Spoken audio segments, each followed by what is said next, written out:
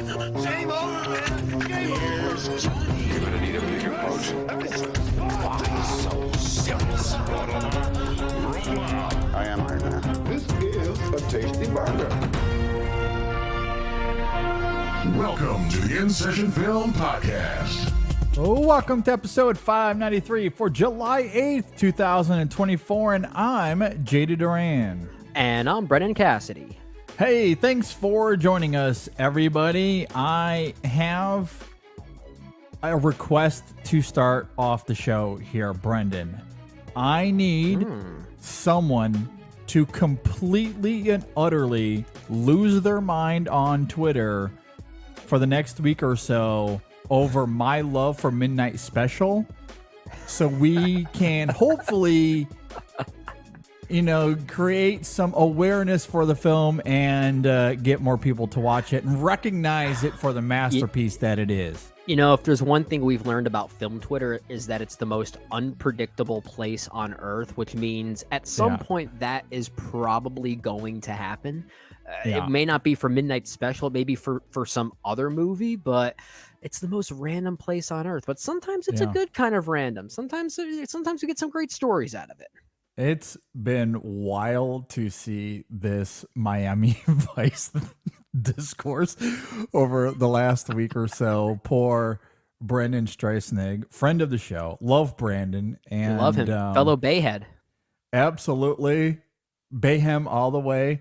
Yeah. And all he wanted to do was show his girlfriend his favorite film that she wanted to see. It was her idea. Her request. I want to see your favorite film. So it was this endearing bonding moment that somehow turned into chaos. Like, how does someone take that and go, you know what? I'm going to make this my personality to completely villainize this endearing moment. Like, I truly do not understand the mentality. I lost count how many times people were quote tweeting Brandon's tweet saying things like, well, this man should break up with this girl or vice versa or something like that. And I just couldn't help but think everyone who's doing that is single as hell. I just don't understand that kind of mentality. I mean, you don't have to like the film. Famously, we had a review of that film here where I infamously had some criticism. Famously. Yeah, fair enough. Yeah. I had some criticism of the film, and I will say, with all of this going on, I have not revisited the film yet since we've had that conversation. However, I am feeling extremely inspired to, and maybe I'll do that here in the next week or when I'm on vacation. I would love to hear the story of you finally coming around on Miami Vice simply because of this story circulating around Twitter right now. It would be incredible. I have thought about it, and I really want to come around on it.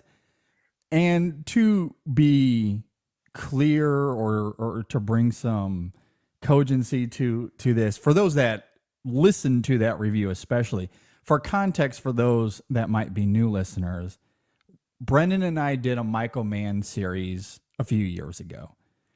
And everything leading up to Miami Vice, we were extremely like, that was one of the most fruitful, even with the Miami Vice review. It was still one of the most enlightening and satisfying movie series we've done. Oh, yeah. I feel like it was that years. And Terrence Malick. Those were the two that just felt the most almost cathartic and religious in some ways. They were like religious experiences for us. Yes, absolutely had an incredible time with that series. And with Michael Mann, it felt like every week I was like, this is a masterpiece.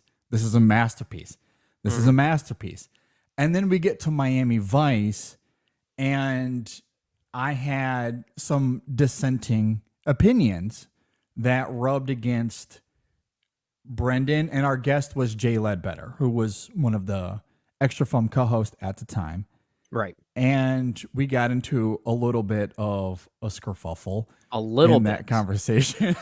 I will say this, and I don't know if it's a matter of how you feel about something or how you remember something in the moment, whereas it might not be that when you take a step back from it and you give some time to let reality sink in a little bit. It could be that. It could also simply be how I ended up editing that conversation. I don't know. But I went back and listened to that entire discussion from beginning to end. I can't believe you did that. It wasn't nearly as contentious as I remember it to be. And part of that simply could be the editing, or it could be, again, time simply offering a different perspective on the moment. I don't know. Maybe it's a little bit of all of the above. But the conversation itself, while argumentative for sure, it wasn't nearly as contentious as I remembered it to be. So maybe my memory was a little bit off in that regard. And because I think when you experience something and it was heated in the moment, that your emotions might get the best of you. But when you take a step back and you analyze the situation on the whole, it's not nearly what you through a think more it is objective personally. lens. Yeah, when you can distance yourself from it. And I was tempted to do that as well. When I heard you say to me earlier today that you gave that review a second listen, I thought maybe I should as well. So I started listening to that one as well in preparation for this conversation we're having right now, and I had to turn it off. I just had to turn it off. There were some fist fighting words happening there. It got to a point where I felt like I told you and Jay to both shut the hell up. We're done here. You did. You did. I remember that. No, there was a moment near the end when we got to final thoughts, but I honestly don't think the conversation comes off all that contentious. It might that's the thing. have Maybe felt I'm still that way emotionally in the moment. I don't know. Obviously I can't speak for Jay. He's not here. I'm not trying to come at him or anything. But. Yeah. Well, but the thing is, you make a great point that this is very much a subjective thing. We were the ones who carried that conversation. It is our memory. So what does an unbiased listener say when they hear that? Do they feel the same way as you now, or do they still feel the same way as I do? Exactly. That's how I felt listening back to it. Like I was an objective, detached listener who was not part of that conversation. That's how it felt. And honestly, again, we both brought up our points and it was argumentative for sure. We felt passionate about how we felt about the film in that specific moment, but I didn't think it was heads are about to roll, we're going to kill each other. Like it didn't even come close to that as far as I'm concerned. So like I think we kind of build it up to be this incredible moment here on the show, and it's something that lives fondly in my memories now. It's something we can laugh at and joke at, and I couldn't help but think about it when all of this stuff with my advice is going down. It's like this conversation that we had on the show with Miami Vice, it does go down in InSession Film lore, but I do think when you take a step back and you look at it through that objective prism, it's like I think our memories kind of murky the waters more so than what it actually was. I think it's the sense of disappointment I have for that conversation because we had the three of us on there, and I was the one leading that specific review and leading that conversation, and it got to a point where I couldn't even chime in and give my thoughts on a movie that I really liked. So I can never be objective about that review because I always look back on it and think, I wanted to talk about this movie, and Jay and JD did not give me a chance, those assholes. That's the only way I can. And that's always fair. Think like that's a completely different perspective to it as well, which adds a wrinkle to how it sits, I guess. And basically, I'm not the person to make an opinion on that episode. I'm way too tied to it personally. It's to the point I would love to do my own individual review of Miami Vice just to get my thoughts out there because I really like that movie. I will say this. Again, I do plan on revisiting the film with all of this going down. Maybe I'll do that when I'm on vacation here in a couple of weeks, and we can revisit that film in some capacity. Especially if I end up having a complete 180 on it. And awesome. To something you guys even said in the conversation that both you and Jay, you didn't like it on your first watch. It took several rewatches for you to come around to it. It took time. It took time to vibe with it. And I haven't had that experience yet. I haven't had that opportunity to watch it 3, 4, 5 different times and let it waft over me. So you've only seen it twice, if I'm not mistaken, in totality, right? And when we went back to watch it for that review, it was essentially like watching it again for the first time, because you see it once in 2006 and you're in college and it doesn't really register with you all that much. So when we watched it for that series, it honestly wasn't it didn't resonate with me in any sort of way where I remembered much about it. Gotcha. Other than maybe some of the aesthetics and some of the vibe of it. But when we watched it for that series and you really analyze and chew on it for the review, that was really the first time I watched it intently. Yeah. And so it felt like a first time watching anyways. You might just need to do that more often. And not to say it will work for you. Maybe it won't. Maybe it's a film you just won't be able to vibe with. But man, in light of this conversation that we're having about how the film has resurfaced in the world of film Twitter, that would be an awesome reason to reacclimate yourself to it. Absolutely. And the funny thing too about that conversation, the one we had here on the show, right, is, not only was it like it was less contentious than I remembered, but the other thing is the first 25 minutes of it are pretty normal. We went back and forth. We didn't necessarily see everything eye to eye, but it wasn't really all that argumentative until you get 25, 30 minutes into the conversation. And to your point about where you felt like you were, we had abandoned you in terms of, you totally abandoned me. but that again, that doesn't take place until about 30 minutes in, when Jay and I started to go back and forth. I guess. Like the first 25, 30 minutes, it was pretty normal. Everything was balanced and well flowing. It wasn't until Jay and I simply saw like our interpretations ended up being slightly different. And the other thing too about it, listening back to it, and it's one of those weird things where you, like in hindsight, I wish I would have articulated my point perhaps a little bit differently. I still think how I felt about the film, I was able to get across, but I do think I could have articulated it a little bit differently, because, and for those that even if you did listen to that review, the funny thing about it to me is that in terms of what Jay was articulating, I honestly, and still to this day, until I rewatch it anyway, I don't really disagree with anything he said in terms of Michael Mann's filmmaking and how it functions within the context of that movie. I do love that about the film. Sure. The only disparity was and how I feel about storytelling and aesthetics, camera work, introspective filmmaking, which obviously I adore. We've talked about that a lot over the years. I do think that there's a way to have that style of filmmaking while providing context inside of that structure. I wish I would have been able to articulate it that precisely, because I think that's where I wasn't able to convey that to Jay in a way that he could understand how I felt. Because I just, and again, I'm not trying to put words in his mouth, especially because he's not here, but I think maybe that's where he struggled to understand how I felt about the film and why it led to the argumentative portion of that conversation.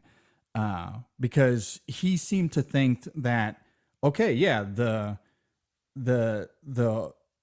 introspective filmmaking, the camera work, the close-ups, all of that conveys everything needed for that film. And that's fine. That's perfectly fair if that's how one feels about Miami Vice. And I feel that way about a lot of movies. That we've talked about. Especially Michael Mann. That's kind of a Michael Mann thing, right? Especially Michael Mann. Even everything leading up to that was a big part of the conversation we had about all of those movies leading up to Miami Vice. And of course, those post Miami Vice as well. Like I do love that style of filmmaking, but I do think like that isn't necessarily an excuse for, okay, well then everything works about a movie. Like you still have to provide a story or a structure or like substance that makes sense for the context of that specific film, whatever it is. Like for me, it was the missing context. Like there's gaps in Miami Vice. There's context that's missing. That's it. You don't have to provide that conventionally. I'm not asking for Michael Mann to provide that conventionally, but you like there's a way like you can provide that while still being introspective and reflective and using the camera and all those things that you and Jay talked about. Like that to me, like I wish I would have articulated that a little clearer, because that I think if I would have been able to do that, it wouldn't have led to the rabbit hole we ended up going down. I think it still may have, because a lot of the stuff you're talking about there are things that Jay and I still saw in Miami Vice, in not just the filmmaking, but especially in the performances. I think we often talk about how there are certain performative things that a film can do that maybe fills in the gaps that a script or a story doesn't necessarily provide. And I feel like Miami Vice is maybe the vibiest of all of Michael Mann's films, but I think those sensations it gives off do fill in those gaps, if that makes sense. Yeah, for sure. And I honestly, yeah. So, yeah, I feel right. like, yeah. You're absolutely right. I do think that we would have still disagreed on that, but course, I think where things got the most heated, or where we ended up going down the rabbit hole the furthest, is that Jay was assuming, and he even spoke to this directly, that I wanted something that was conventional, that was in dialogue. And that was a word that he kept going back to, like characters talking and conveying something, which that film wasn't focusing on. And so that portion of it is where things ended up kind of spiraling out of control a little bit, because that's not what I was talking about at all. And I do think I failed to articulate properly how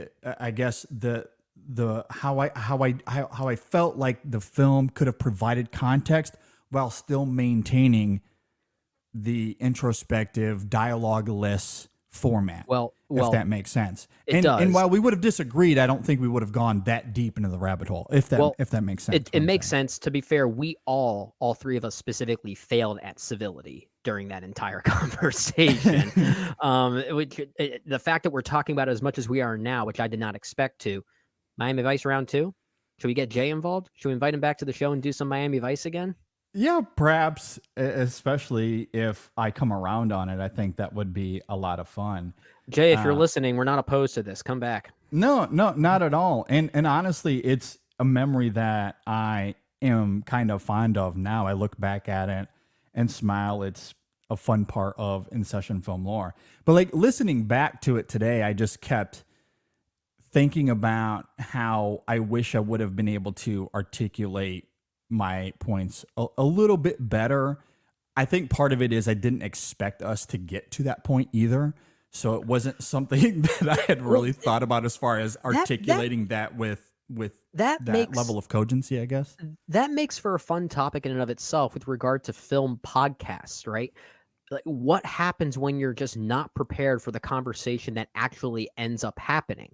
And we look back on those reviews and we realize, man, I wish I maybe carried myself a little bit differently. I wish I would have been more thoughtful in my rebuttals. I look back on certain reviews that we've done in the past. I'm not happy with my performance on them. I'll give you a great example. A movie we both loved and kind of universally agreed on, Princess Mononoke. I don't like my performance on that review.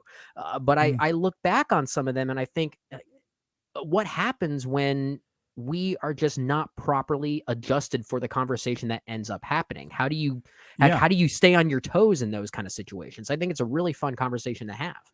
Absolutely. And I think that was certainly part of it with Miami Vice, which is a bit ironic because I was fully prepared for at least how I thought about the film. I had a lot of notes. I actually went back and read them, looked at them as I was listening to that conversation because I wanted to see your hard drive must be this thick.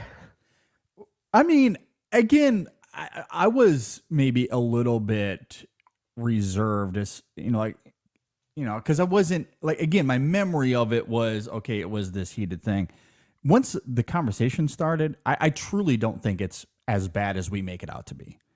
It's only as bad as we make it out to be because I wish I got the chance to talk more. So it's a personal thing for sure, and that's perfectly fair. And again, some of it could have been editing. I might have simply edited out the really bad parts. I don't know. I can't really recall. It was a few years ago now. I forget who it was that said all podcasts are lies because they're a form of editing, and a form of editing is a lie. I don't remember. Yeah. I don't recall what ended up on the editing room floor. I mean, typically I don't edit out a ton of stuff, right? Unless it's, there's a lot of pauses or it's just something we can't put to air, but that rarely happens. So but I don't know. I can't really recall for sure.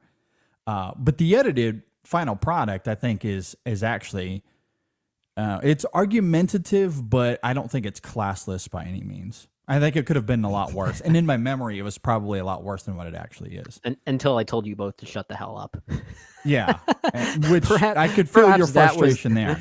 Perhaps that was the most classless moment from that review. It came from just a few simple words, and I wasn't even part of the argumentative side of that conversation. I know. And I do think the ironic part is that moment is born out of something that is honestly kind of simple that to what we were just talking about. If I was more prepared if I would have known that was coming, I could have known how to articulate that better, and we wouldn't have gone down that rabbit hole, which would have led to you not feeling frustrated. So it was just kind of this thing that snowballed, I guess. But because and I the whole time I was listening to it going, man, so much of this comes down to the fact that I struggled to articulate how I felt about the lack of mutual exclusivity in terms of filmmaking and providing context. If I would have done that better, the conversation would have been fine. You would have gotten your piece, and then we would probably think about that review differently. But it is what it is. Well, round 2, it's coming. And thank you, Brandon Streisnig, for initiating this whole inadvertent conversation on Miami Vice. Yeah. I didn't mean for this to happen. I'm sure he didn't mean for this to happen. No. But I'll just say if your girlfriend was the one that wanted to watch this, she's a keeper. That's all I'll say. Absolutely. And I love that people love that movie. I'm certainly a manhead, so I'm not opposed to people loving that film the way we've seen over the last week that or so. weirdly doesn't sound good. I don't know if you want to say that again. I'm a manhead. I can't. Sounds weird. Sounds weird. Okay, Then again, we also kept saying we're going down the manhole when we talked about these movies. So I guess we dug ourselves into a manhole with that one. Exactly. But it's been wild to see the response to Miami Vice over the last week or so. And our review, I immediately thought of because it's such a big part of InSession Film lore around it's hard here. Not to. And I guess slight spoiler alert. I was lucky enough to guest on Jay and Ryan's Awards Watch podcast when they're doing their Tony Scott series. I know you were just on there not too long ago to talk about Top Gun. I was there to talk about Deja Vu. I don't think that episode is released yet, but spoiler alert, at one point during the conversation, Miami Vice was referenced. Our review of Miami Vice was referenced. Oh, our review of it? Our review of it. Yeah, just goes to show how infamous that review was. Yeah, it certainly is a memorable moment here on the show, especially among the hosts. I don't know if Jay has ever gone back to listen to it. I would not be surprised if he has left that untouched, and I don't blame him That's at all. Very deep into the manhole for him right now. Yeah, which is fair. But not even Michael Mann can uncover it.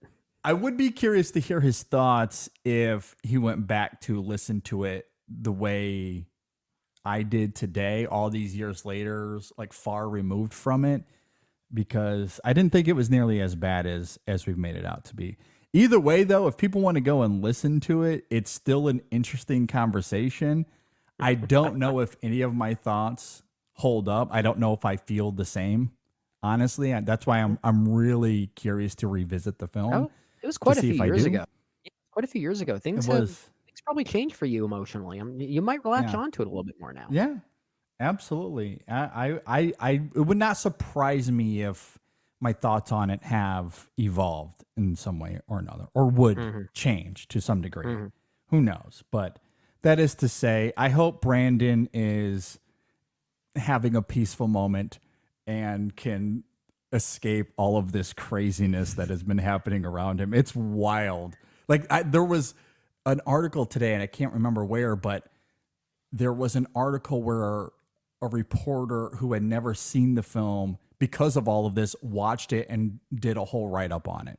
And she loved it. Like, she loved the film. See, like, that's a great story. Like, that right there is the happy ending that this story deserves. It really I agree. is. Like, that's incredible. Like, I think it's led to a bunch of people discovering or rediscovering the film, which is why I opened the show joking about Midnight Special in that way, because I would love for all of what's happening right now with Miami Vice, I would love for that to happen with Midnight Special. But it is great to see people finding their way to that film. And there's been a lot of positive discourse for all of the craziness that has happened with this Twitter user and how she's been going after Brandon. There's been a lot of positivity toward the film itself. And that is exciting to see. I do love that, because the thing that gets lost even in our review, going back to it, and it was hard to articulate it because of how that review ended up going. But like, I'm not anti Miami Vice at all. Like, overall, I liked the film. I just had some disappointments because we had gone masterpiece. Miami Vice, I didn't feel was a masterpiece. Like, that led to all of that argument. This is where director series become very difficult. Yeah. Like, it's like if you don't love everything, then it's a disappointing series. Yeah. Like, for all of the arguing that we did, even at the time, I still would have given that film like a 3.5 on Letterboxd or something like that. Like, I was still pretty positive on it. I just had my disappointments. But so it's just funny that like, my 3.5 comparatively to his 5-star led to an argument that is now infamous on this show. Like, it's, well, when you're passionate about the thing that you love, you tend to wanna have a different kind of conversation, right? Yeah. It's, you kind of imagine how the conversation could go in your head, which I've done before, and that's led to conversations that we've had that I didn't necessarily like my performance on. That's kind of the wrong frame of mind to go into any type of conversation or critique on anything. And perhaps that was maybe what had happened. So now that we have the context of the bad review behind us, maybe we can have a good review on it after you give it a second watch. Yeah, I would love to have a conversation. I'm genuinely dying to see it again. So I'll hopefully get to that here in the next week or so, and we'll figure out a way to incorporate some sort of second conversation. Round 2, Miami Vices. Exactly. Okay, moving on from that, let's continue our segment. Is the parade on or is it off? And I would say that the parade is still very much on, because Inside Out 2 has now crossed 1.2 billion in just a few weeks. It hasn't even been a month yet, and it's at 1.2 billion. And in its opening weekend, Despicable Me 4, of course, a franchise that has historically done well, opens to $230 million worldwide. Yeah. Not bad. Not Inside Out too good, but that's not bad either. No. The story here is not, Despicable Me 4 just beat Inside Out on the weekend box office. No, we knew that was going to happen. We knew that was going to happen. We knew at some point a huge film that's doing well, like Inside Out 2, it can't be number one every weekend at the box office. But if you look at the context around that, we're at a point now where Inside Out 2 is itching closer to 1.5 billion worldwide. We talked about that being a very near possibility, and that very much is. It's on track to potentially be Pixar's highest grossing film. It's or at least pretty close to that. I think it just has Incredibles 2 to beat, if I'm not mistaken. I'd have to have someone fact check me on that. But it's making strides. It's ranked really highly. I think it's in the top 5 right now as far as animated openings, or at least not even animated openings, just animated box office results in general. I think it's doing really that well. Despicable Me 4 did as well as I guess anyone could expect. Really, the story there is why it's a success is that those films from Illumination are just budgeted smartly. They're budgeted in a way so that maybe at this point it might seem more like a profitable hit. But we always knew it was going to be Inside Out this weekend. The fact that Inside Out 2 worldwide, I think, had less than a 40% drop in its 4th week, that's a really good hold still. That is a strong hold. I think it's the #1 movie of all time in Mexico right now, Inside Out 2. That's crazy. Wow. There are stats around that movie that are still very much worth celebrating. So to your point, JD, the parade is still on. It might not be as newly celebratory as it's been in the past few weeks, but we're definitely charging along. We're definitely marching along here. Absolutely. And while Horizon has not done well, no, I know we briefly talked about A Quiet Place Day 1 last week. That currently sits at 177 million worldwide. And according to this, a budget of $67 million for A Quiet Place Day 1, which, if that's true, then its box office results, not terrible by any stretch of the imagination. No, again, budgeted smartly. Budgeted smartly. Exactly. So I'd say the parade is very much on. And I think what's really interesting, circling back to the origin of this fun segment that we started some weeks ago now, where May looked bleak, June and July have turned around. But when we first started to have this conversation, one of the films that we were hopeful for was Twisters, because you originally asked what's coming out this summer that will do well. Well, based off of May, it was hard to say. Right. We weren't really too sure. Twisters was always one of those we kind of held hope for. And based off of the momentum of the last few weeks, I really do hope that Twisters is able to carry that momentum even further. And I'm excited for it. I think Twisters is going to do well.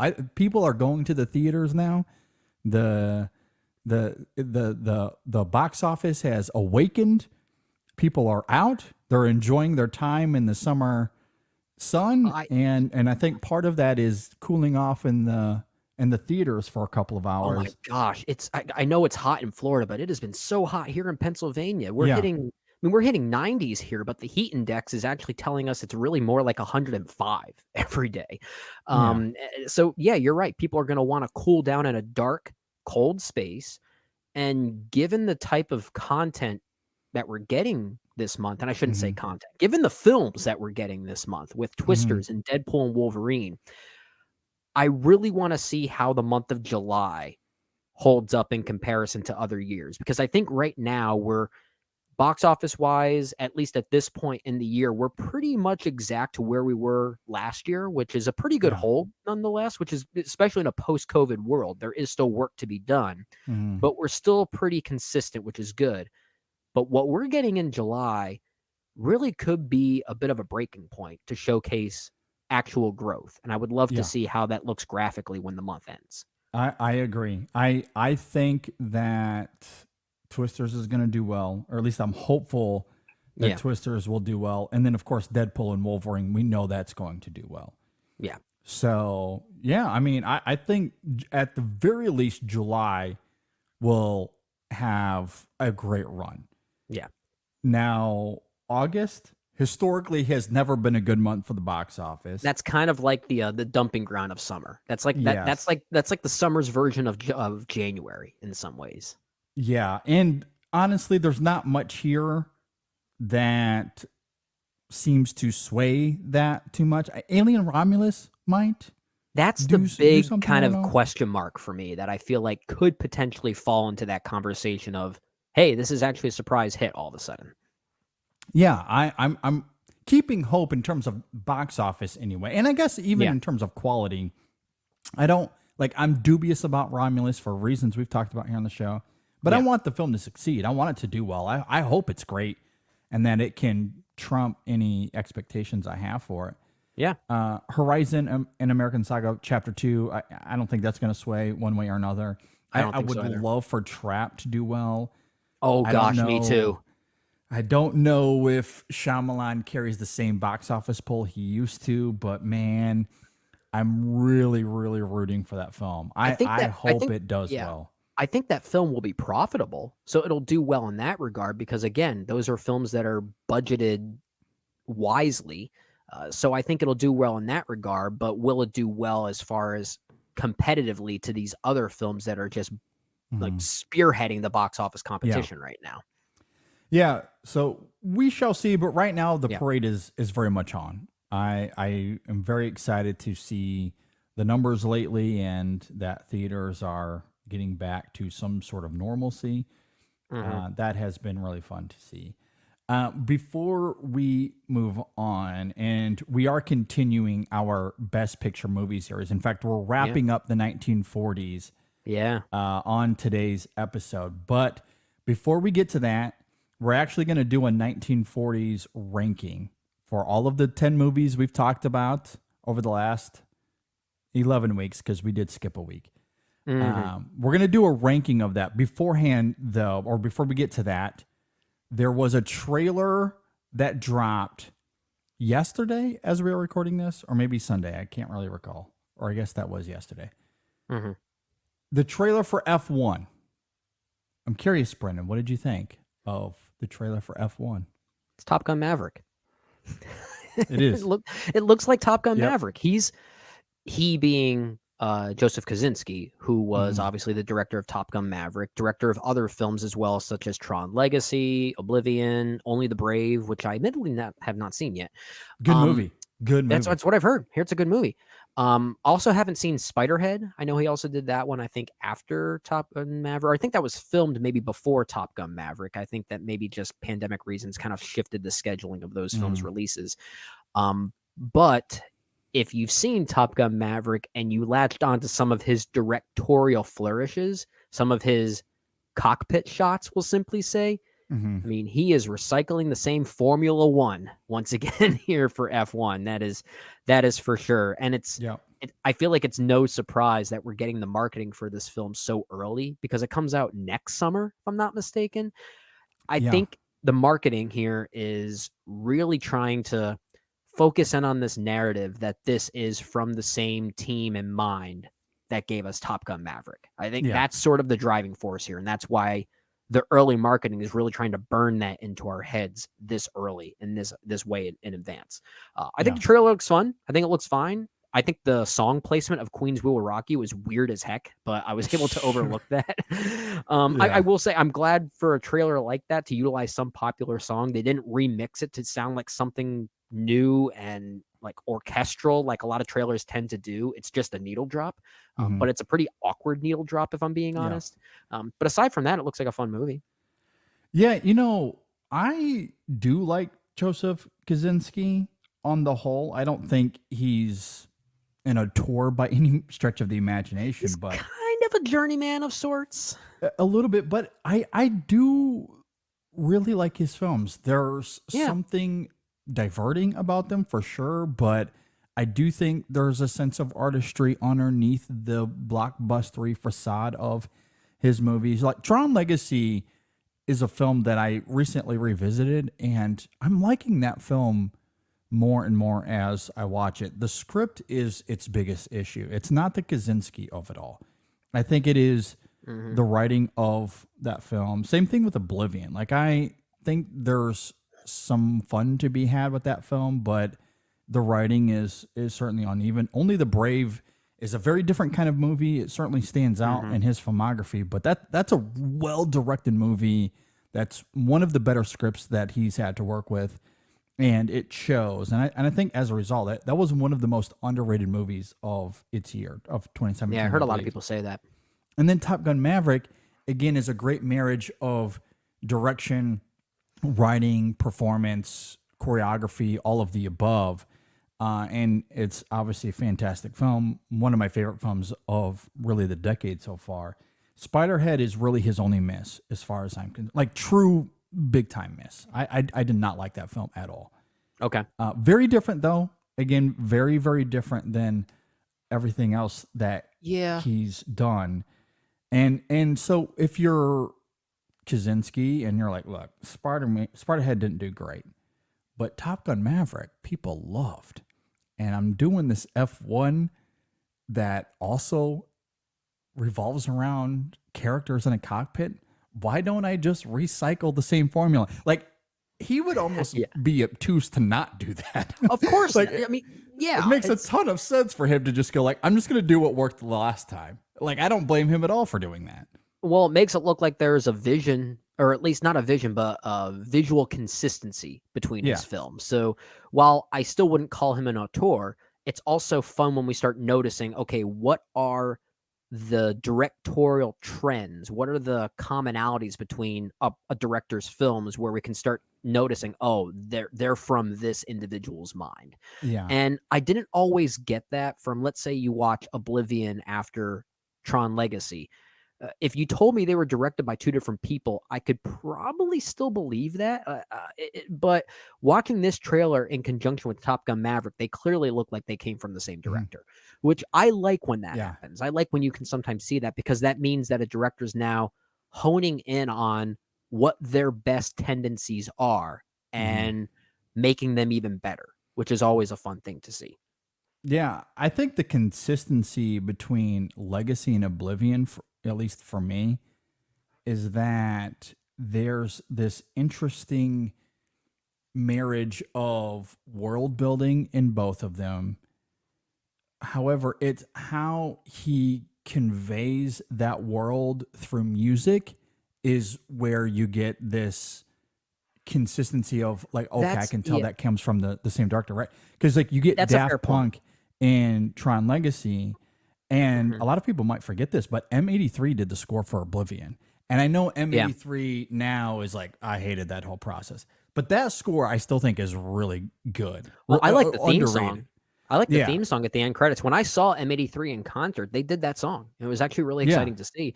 But you made a good point about the scripts for those films maybe being the biggest problem. And it made me realize another filmmaker that Joseph Kosinski actually reminds me of a bit.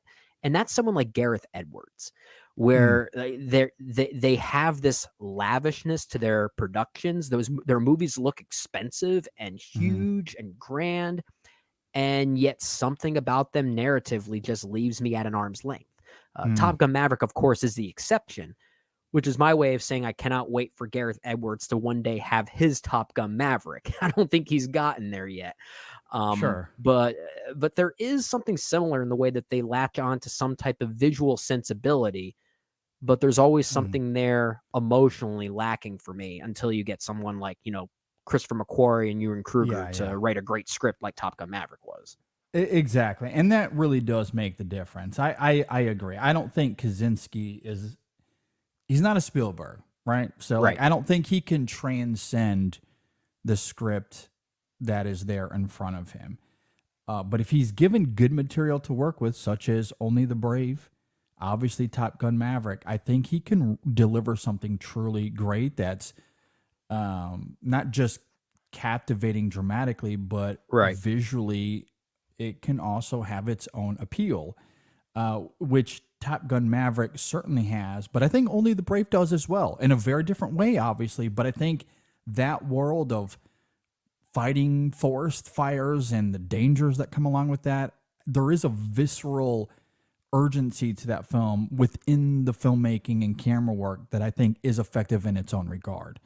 So I do think that he can create a film that is, that's really great in all areas if he has the right material. So yeah, I mean, all of that to say, a lot of F1 will come down to Aaron Kruger's script. I was just going to say,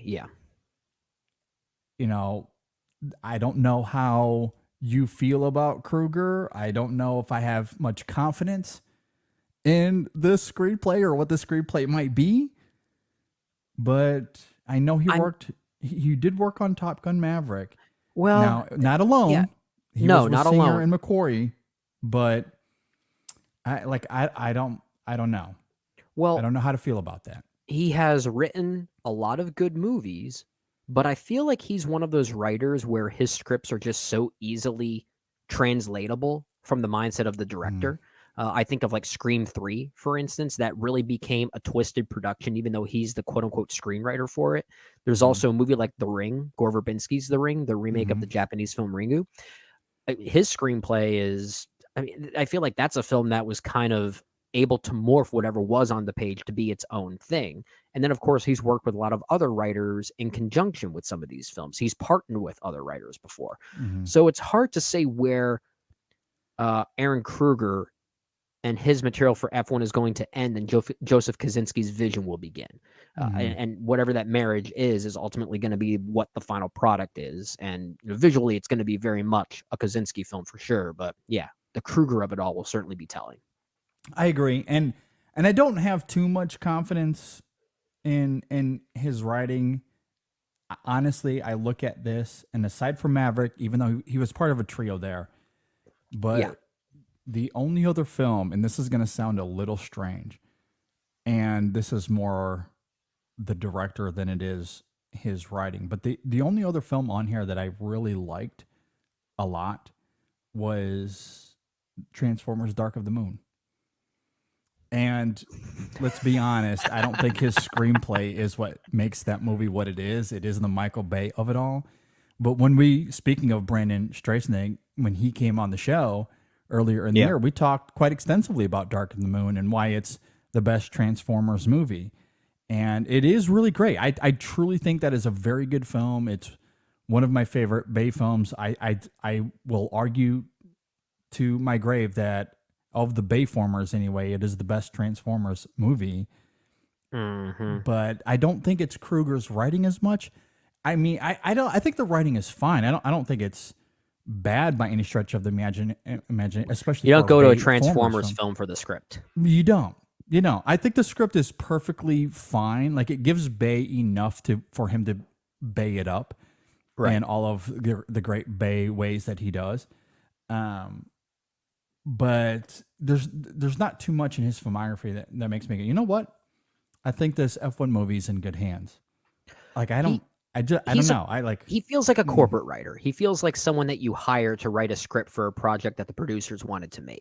And I look at his filmography, especially as a solo screenwriter. I liked Arlington Road, but that was so early in his career that was probably one of his more genuine artistic endeavors, right? Sure. Before you kind of get eaten by the corporate machine. I feel like in some ways Aaron Kruger is a writer for hire, and maybe part of what made the script for Top Gun Maverick so good was that partnership with Eric Warren Singer and Christopher McQuarrie, and they are very good writers who have written great material in the past, and I think still are great writers. So maybe they're the reason why Top Gun Maverick was so narratively astute. But yeah, if Aaron Kruger is the sole screenwriter in F1, I don't know. My hunch is that it's going to be pretty plain. Well, and that's, I think, where I'm dubious as well. If he was part of a team, I wouldn't really care as much, especially if it was with other writers that we know have done great work in the past. But sure, if he's the only credited screenwriter, and that appears to be the case, then it does make me a little nervous for this film, because I don't know if what he can bring to the table, to the page on the table, I don't know if that's going to be enough for Kosinski. But I'm also willing to give Kosinski the benefit of the doubt, because I do think he's made some pretty good films. I think he might be limited. I think he is a little reliant on the script being good, but maybe this will be one of those instances where he can transcend the page a little bit. I'm hoping that that's the case anyway, because I don't know anything about Formula One. I can't speak to any accuracies or inaccuracies based off of the footage, but I think the trailer itself does a good job of inviting you into that world, Brad Pitt seems to be bringing a little bit of Moneyball to this as well, which had me exciting. I mean, my only issue with the trailer was the song choice, as you noted. It was a little strange. I don't know why you choose that one, but maybe it's a popular song in the F1 world. I don't know. Honestly, maybe it is. Truly, Maybe it is. know. Yeah. I mean, I'm such a big Queen fan. I just found it awkward from a more subjective standpoint. But maybe you're right. Maybe there's context there that I'm just unaware of. Maybe it is a very popular song in that world. Absolutely. But, Brad Pitt, Carrie Condon, Damson Idris, Javier Bardem, like it has a good cast. Hans Zimmer is doing the score, which gets me excited as well. So, I didn't look this up yet, but I assume the cinematographer is the same individual who shot Top Gun Maverick. Claudio Miranda is doing. Oh yeah, that was totally the same cinematographer. Yeah, absolutely. So it's bringing those Top Gun Maverick sensibilities. It is the same formula, at least based off of that trailer. It is the same formula, and that's perfectly fine. And if Brad Pitt wants to bring a little Moneyball into the mix as well, then sign me up. Like that's enough to get me excited. I just hope Kruger can do enough. This to movie's about a different. It's a movie's about a different kind of formula.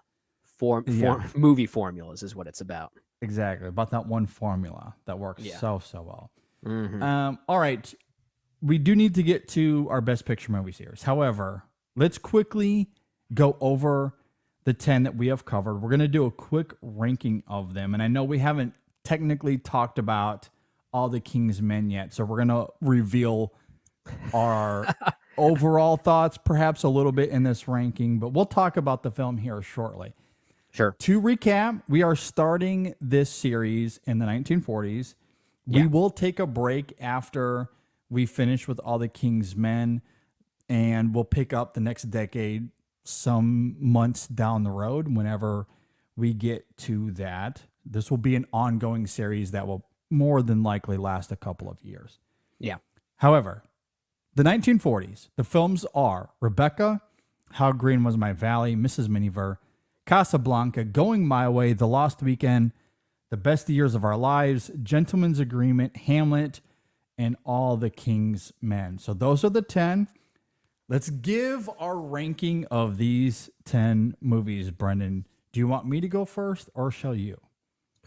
I don't know if either one of us really has to go first because I know what your ranking is based on what we already published on Twitter. Yeah. We're not too far off. That's the thing. Yeah, we're pretty close. Our top threes are the same, just in slightly different orders. And I feel like most people would agree that the three best picture winners from this decade were Rebecca, Casablanca, and The Best Years of Our Lives. Yes. And I know your favorite is Casablanca. Mhm. My favorite is The Best Years of Our Lives, although I would probably say Casablanca is the best crafted film out of any of these films from this decade. So I think you could say it might be the best, but The Best Years of Our Lives is the one I'm going to revisit the most. There's just an emotional pull that film has for me as to why it's my number one. And then Rebecca's my number three, just given the sheer artistry of Alfred Hitchcock himself. Sure. The rest of these, I know we have some differences as far as our rankings, but I feel like we're still pretty close as far as like which ones we still liked and which ones we were still kind of mixed on. So my number 4 was The Lost Weekend. My number 5 was Mrs. Miniver. My number 6 was How Green Was My Valley. 7 was Going My Way. 8, Hamlet. 9, All the King's Men. And number 10 was Gentleman's Agreement. And I think you're somewhat close. You at least fit the theme a little bit, I think. Yeah, no, we are pretty close.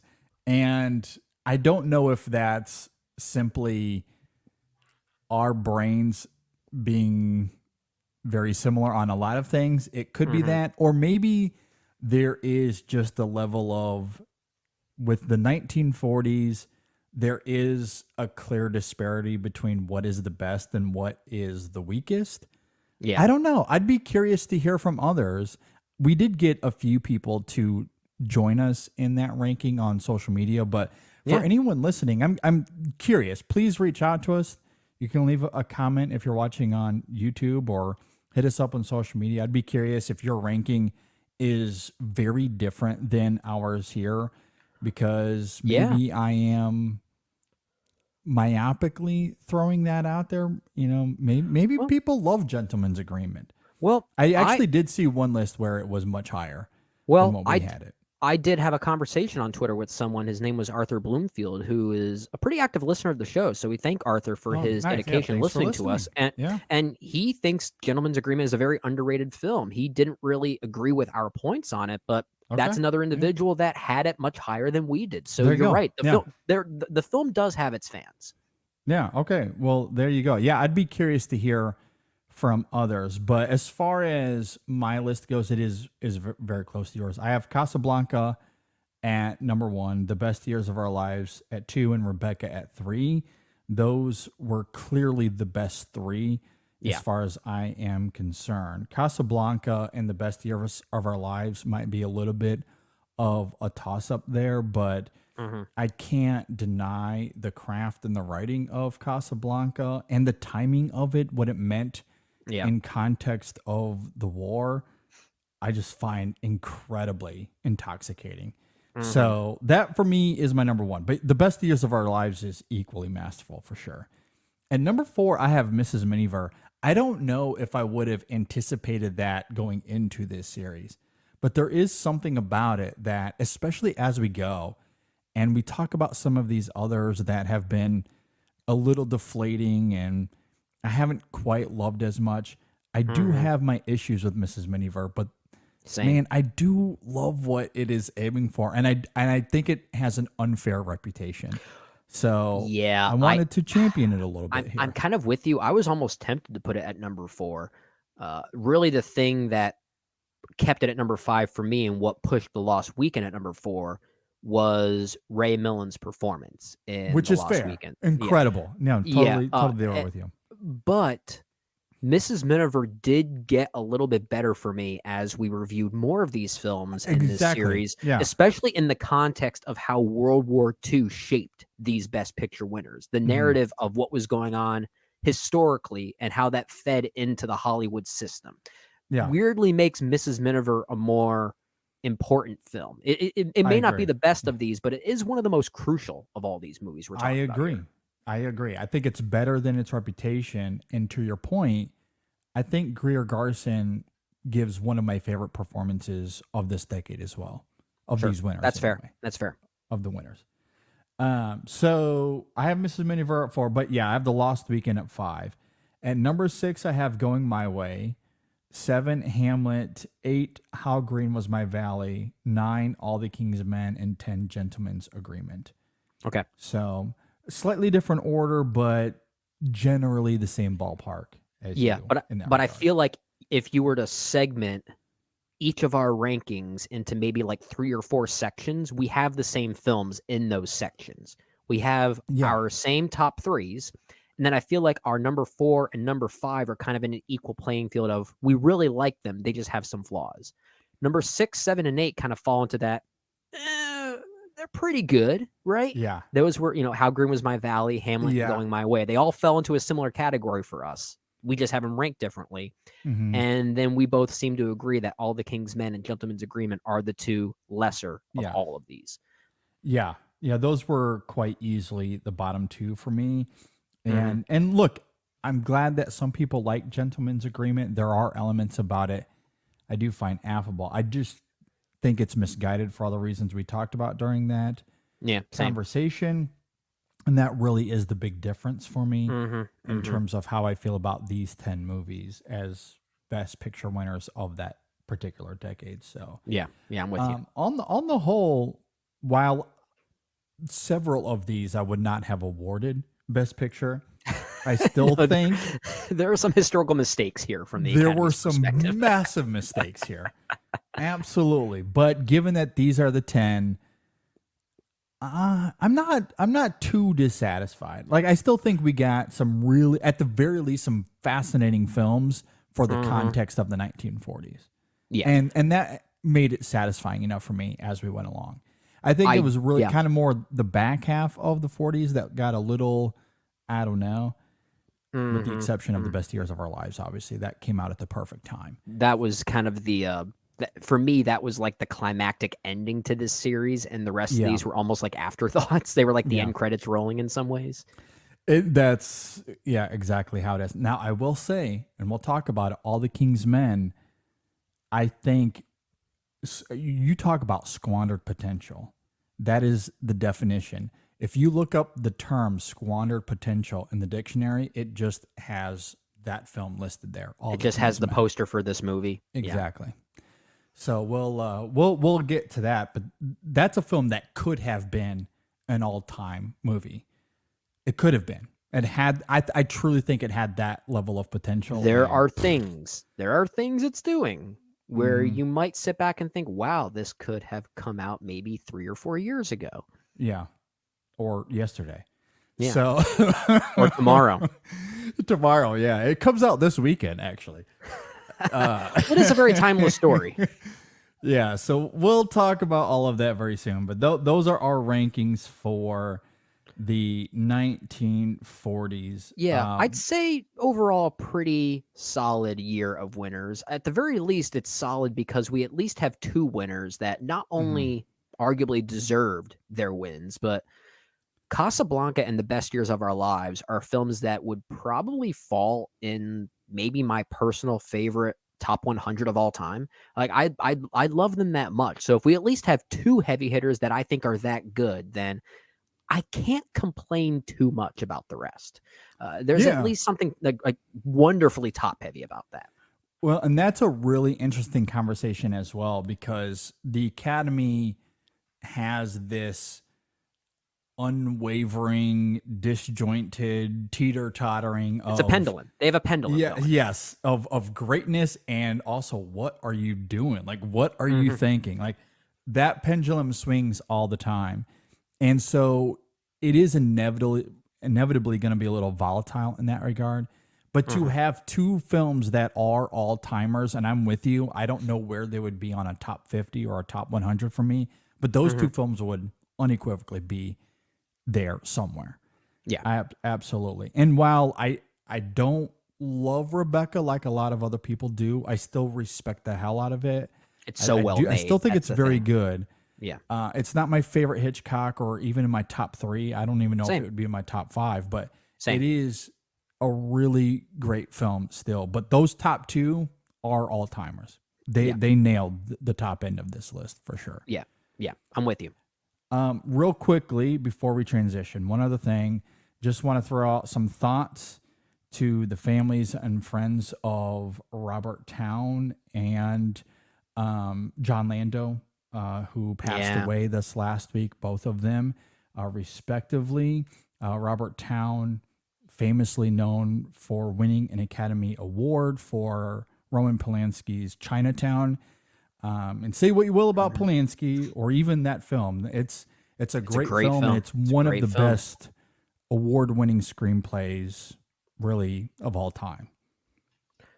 Yeah. And not even just that script. You look at Robert Towne as a writer, he kind of specialized in that espionage-y kind of thing. Has worked on a few films starring Tom Cruise as well, not just Days of Thunder, but has also written the first 2 Mission Impossible films. And say what you will about the final product of those films, at least say what you will about Mission Impossible 2. If anything, that might have been a clash between Robert Towne and John Woo just being completely different visionaries, right? That's maybe that film's biggest problem. But I don't know, from a writing standpoint, I still think that film is kind of clever. Like there is a twistiness to that movie that I do like. And Robert Towne was great at that. Yeah, absolutely. Some really great stuff on his resume for sure. You know, that one that you just talked about there, Days of Thunder, The Two Jakes is a film that, you know, like that's a weird one. I know a lot of people don't love that, but you know, there's some really great stuff here. Yakuza, like I know a lot of people really go to bat for that film as well. And apparently he was an uncredited writer on Bonnie and Clyde. Yeah, I saw that. He was a special consultant on Bonnie and Clyde, which is an all-time film for me as well. Same thing with The Godfather. He was uncredited. I think did some additional writing there as well. So like, this was a guy that was heavily sought out for sure. Yeah. And you really do see it in his writing, especially the ones where we know he's fully credited on. So For sure. yeah, a great writer. Chinatown, simply an all-timer for sure. Yeah, he'll be missed. And then John Landau, I know he's a producer. He might not be as well known, but he's worked with James Cameron on Titanic and the Avatar films. I know he did Alita as well. That's primarily what he's known for. He also was a producer for one of my very favorite films. I knew you were going to say this one. I knew Solaris. Yeah, Steven man. Soderbergh's Solaris specifically. Yeah, so- Soderbergh's Solaris, which I do love. I know he's mostly known for working with Cameron, but Solaris, I had to bring that up because people were not talking about that. But he was one of the main producers for that film as well. Yeah. And man, that's incredible. Like his resume might not be deep, but in terms of quality, some good stuff there.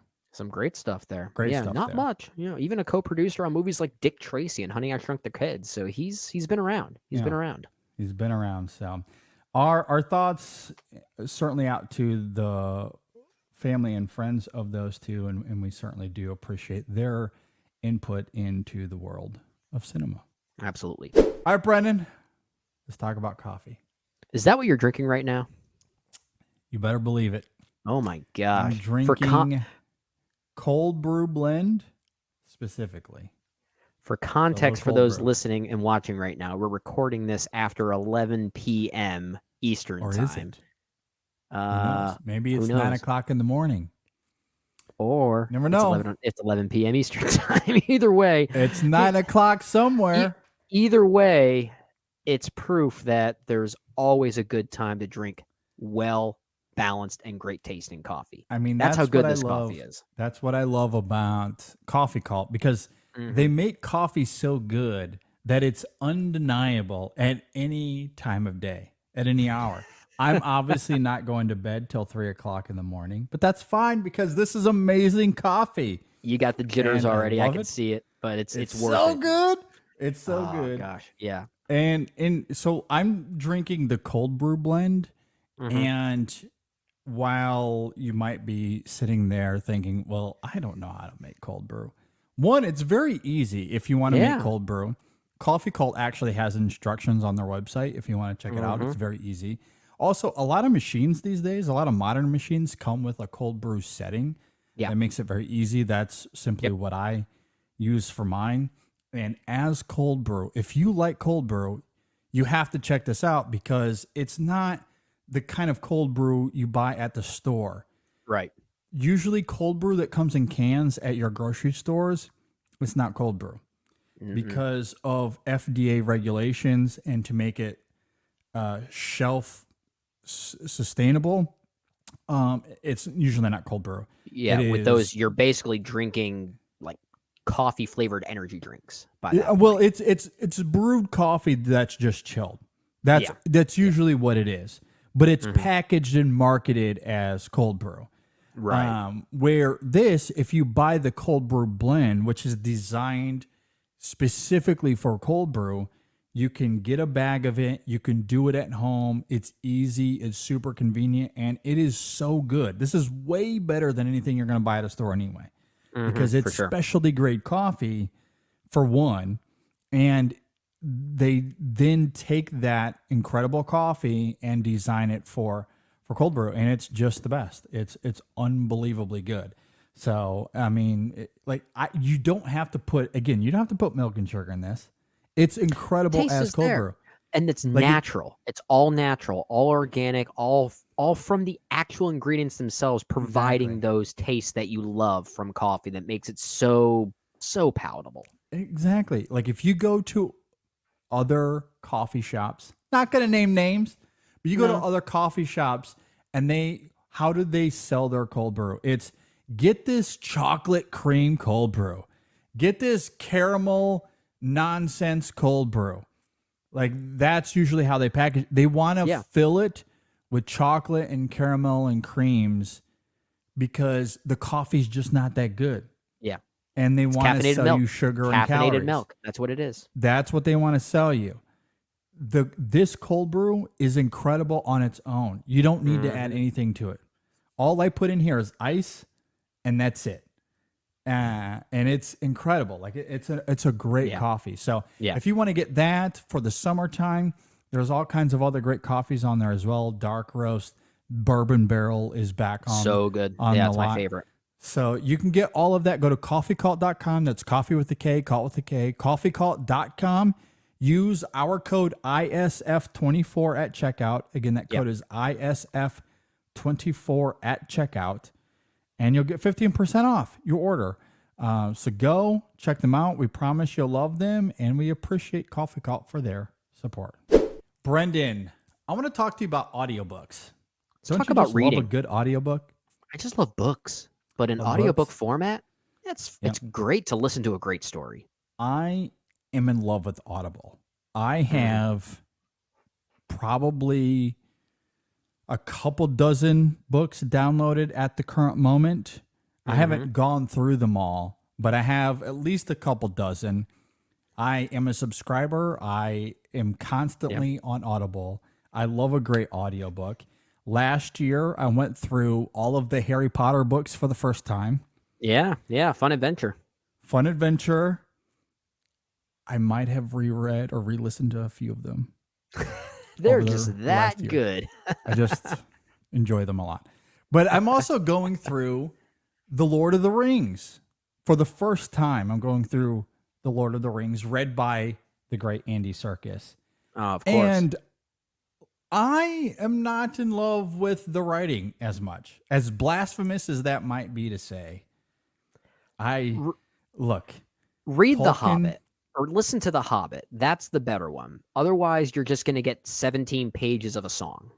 yeah, look, and I think that's my issue with Tolkien is that he's thorough to the point that it is a little exhaustive. Oh, it's funny. It is a little funny. And look, I appreciate his thoroughness to the characters and their dynamic and the lore and everything happening. I appreciate it, but it is a little exhaustive when Treebeard goes on for like 19 pages talking about nothing.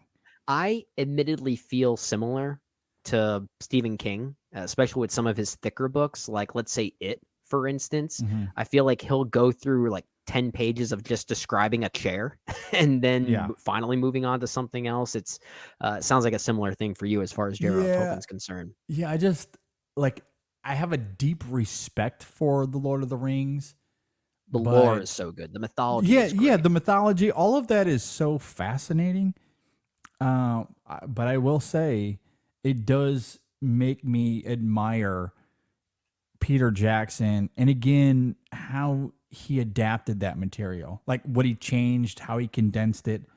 I mean, he's taking the art of adaptation. so much. Yeah, I mean, it is fantastic. I mean, don't get me wrong, I'm still having a good time. I just don't love. I don't think I'm in love with Tolkien as much as a lot of people are. Well, you're going to have a good time because Audible gives you the opportunity to hear those stories through the voice of Andy Serkis. So like that can't be a bad thing. And thank you to Audible for having that available for you. Exactly. That's and that's what I love about Audible. I can go to any of the books I have on there. I recently downloaded the Ahsoka book that came out a few years ago. Oh yeah, I'm really excited to dive into that because I love Ahsoka.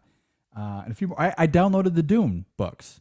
I'm gonna get into those. I haven't read those getting into yet. Frank Herbert. Oh right, I'm curious to hear what you think about that. So I had some tokens available, and I've loved the movies, but I've never read the books, so I'm gonna give those a go. So that's next on the list once I get through Lord of the Rings. The point is that they have so much available, over 150,000 titles to choose from for any device that you have. I mean, even so, you're getting in the midst of all these sci-fi, fantasy adventures, these classics. My wife is getting me into some of these new cowboy romance novels by Lila Sage. Like Done and Dusted is the first one. They're all part of this saga. I think they're called the Rebel Blue Ranch saga. Totally not really my thing, but they're kind of enjoyable. But again, it just goes to show the versatility of what Audible Yeah. actually offers. There's so much content to pick from. Exactly. And that's what we love about Audible. So if you want a free download and a 30-day free trial, go to audibletrial.com/InSessionFilm. That's Audible, AUDIBLE, trial, TRIAL, audibletrial.com/InSessionFilm. Click that link and you'll get 30 days for free and a free audiobook. Yeah. So go and check that out. Tons of great stuff there to listen to. You'll love it. I love it.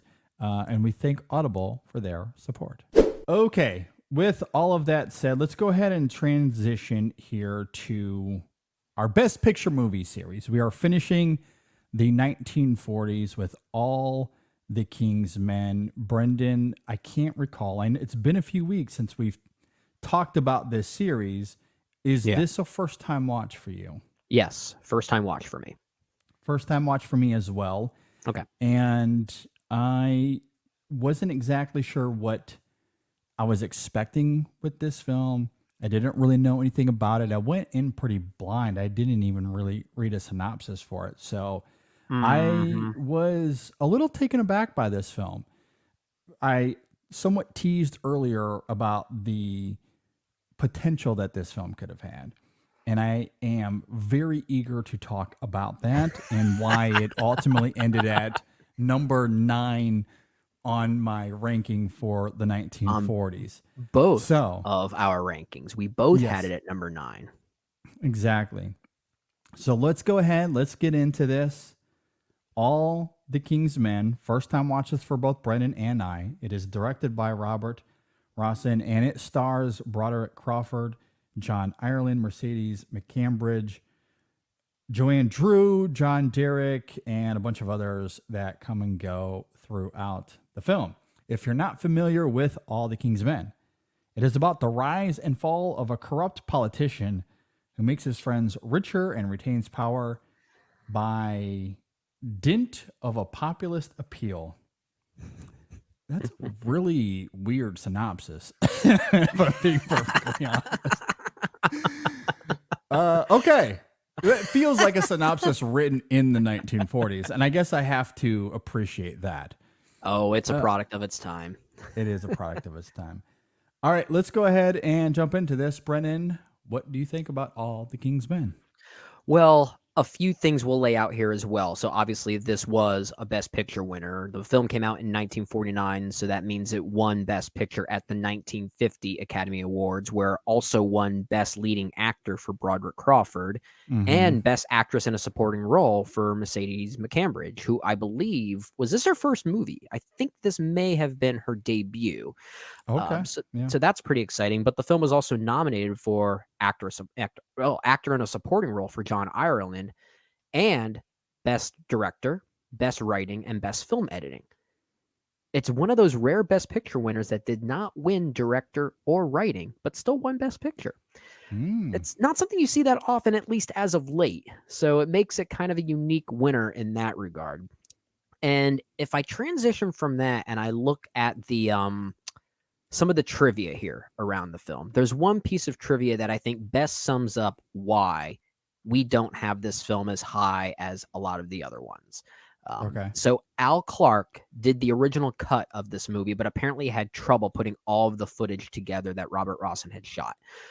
So I believe a few other editors were brought on board to essentially fix the project. Harry Cohn, I believe, was one of those other individuals. The movie apparently was locked in at around 250 minutes long, and they just had a hard time bringing this thing down. Cohn was apparently prepared to release it in this version. Rossen threw a panic, and again, I'm reading this off of the IMDb trivia, so I'm quoting some of these things. Rossen then came up with a solution saying, select what you consider to be the center of each scene, put the film in a sync machine, and wind down 100 feet before and 100 feet after and chop it off, regardless of what's going on. Cut through dialogue, music, anything. Then when you're finished, we'll run the picture and see what we've got. And apparently that's what led to the 109-minute version that we got, which Rossen thought was more compelling to watch. And it's precisely why I don't like this movie, because this is a 2-hour montage. This movie is just a 2-hour montage. It feels like a 2-hour trailer for something that was grander and more descriptive and more emotionally compelling. And again, I haven't read the book that this is based on from Robert Penn Warren. I hear it is a well-regarded novel, but I can only imagine that's why the film was originally as long as it was.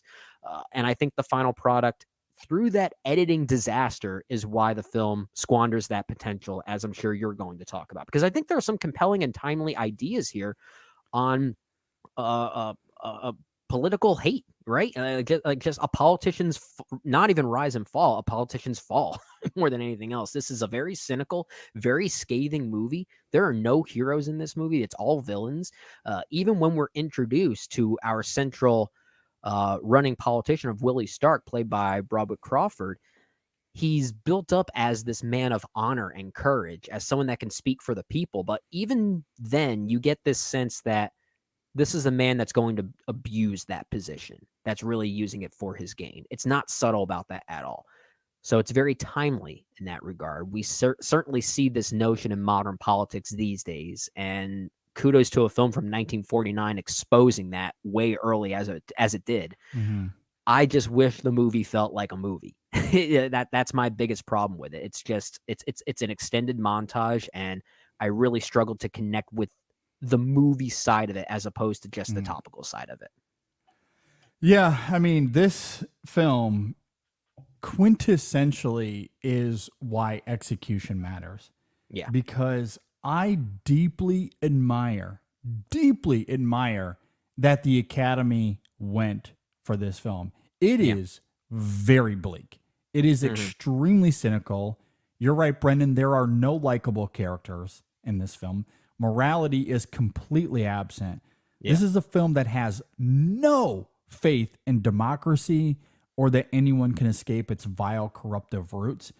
And holy Lord, is that a viscerally urgent feeling in today's political climate. The nucleus of this film, as deeply cynical as it is, demonstrates assiduously how defective the system is. It is crazy how the more things change, the more things stay the same. We joked about it leading into this segment, but this is a movie that could come out tomorrow and it would appropriately fit where we are today politically. Sure. It is a film that is incredibly timeless, and I think wants to get to the fundamental reasons why this is a film that works in the 1940s and why it is something that we palpably feel in 2024. The problem, however, as Brennan wonderfully articulated, the editing is a nightmare. This film is all over the place. It quickly and it was nominated for Best Editing. I can't believe that. Unbelievable. It quickly moves from one scene to the next because there is so much plotting and story to tell, which as a result, all of these characters feel more like caricatures than fully realized people. And that's vitally important here because without character nuance, all that leaves is the dubious behavior they exemplify. And at a certain point, that cynicism is just overwhelming. There's nothing to support it or give it meaning. But I guess you could argue that is the point, to suggest that these people aren't people, that there isn't nuance to any of this. There is no hope. There's nothing we can do to combat corruption, and that nothing will ever change. And if that is the film's intent, again, I applaud the Academy for embracing something so dark. But I think as a movie, there's more depth to be found if these characters and their motivations are more fleshed out. It's a thin, superficial experience overall, even if its thematic core is incredibly foreboding. I also think, though, especially based off that context you provided, and honestly, I was not aware of that until you brought it up there. I don't think that was the film's intent. At least it doesn't seem so based off of that information I don't think that so either. you talked about there. If they're simply cutting it randomly to get it down to 190 or whatever ended up being from 250, I don't think the point was let's be as cynical as we possibly can because there's no hope. And that's if anything, that might just be an accidental byproduct of it. But to your point, I have heard that defense for this movie, that this is maybe not deliberately, but the final product is really just this exercise in political cynicism, which I do think is an interesting idea. I just can't help but think of other scenes that do seem to be suggesting some form of humanity that still feel like it's being brushed off in the exact same way, such as a very early moment involving the death of 12 children at a school. Oh my gosh. Yeah. like I actually wrote down in my notes, wait, did 12 kids just die all of a sudden? And I get that that's, something that is instinctually devastating and it's going to affect you regardless, especially for, let's say, someone like you who is a father. You're going to react that way. It reminded me, honestly, of that moment in Selma at the school with the bombing. It has a similar visceral quality. And I, again, went into this completely blind. I did not know what I was getting myself into. I did not know what this film was about. And to see it begin with that level of bleakness, it was honestly a little horrifying. And I don't know if I expected that for a movie in 1949 to give us something that doleful, but even so, like the bleakness of it, I respect, given the fact that it did come out in 1949. But I also wonder if you want this to be a very cynical and scathing depiction of politics at this time that are now a reflection of modern politics as well. I feel like those are moments that are disconnected enough from that thesis to flesh out even more, to emphasize that. Because at least in that example you brought up with Selma, that had the benefit of being based in history. Like there's historical ramifications. There's an actual historical backdrop that, in a way, justifies the incomplete feeling that gives off, the abrupt feeling that gives off. That's not here, and it's in individual moments like that are sidestepping the political intrigue that I think should have been fleshed out to at least brought some actual character to this story. Another thing about this film that I found fascinating, if I go back to the trivia, apparently this was also filmed in a very unusual manner where everyone here, every cast member, had only one chance to read the script, and then they had no other chance to even look at it. Apparently, no one even had a script when they actually had to keep filming it. So, according to Robert Crawford, they had to remain on their toes, which is a very weird way of doing that. But I think that just emphasizes how disconnected so much of this feels as far as the execution. And that's really unfortunate given the daring ideas at play. I agree. I think this is a film that truly, honestly, could be one of those all-time Best Picture winners because its thematic core, it isn't just foreboding, but it is timeless in a way that has transcended space and time. Yeah. And to be that kind of, to have something so bold in your hands for 1949 and for the Academy to embrace it is one thing. Yeah. This isn't the first film to be anti-government in terms of early Hollywood by any stretch of the imagination. But this is a film that is, at its heart, extremely cynical. It is bleak. There is no hope to be found. All of these characters are extremely flawed individuals, which I do love. I appreciate that this film isn't trying to handhold or offer anything other than, again, that scathing commentary. But it's really hard for any of it to register because, to your point earlier, it simply feels like a music video. It's a montage of a bunch of different things happening. And there are so many different storylines happening simultaneously. And each scene happens within the frame of a few seconds before we move on to the next thing. If you take your eyes off of this movie, accidentally or otherwise, for more than a few seconds, you're going to completely miss a moment. This is not a movie to get up and go to the bathroom during. No. And I mean, it moves at a rapid pace. There's a lot happening all at once. And we never really slow down to get a sense of why these characters are making these choices.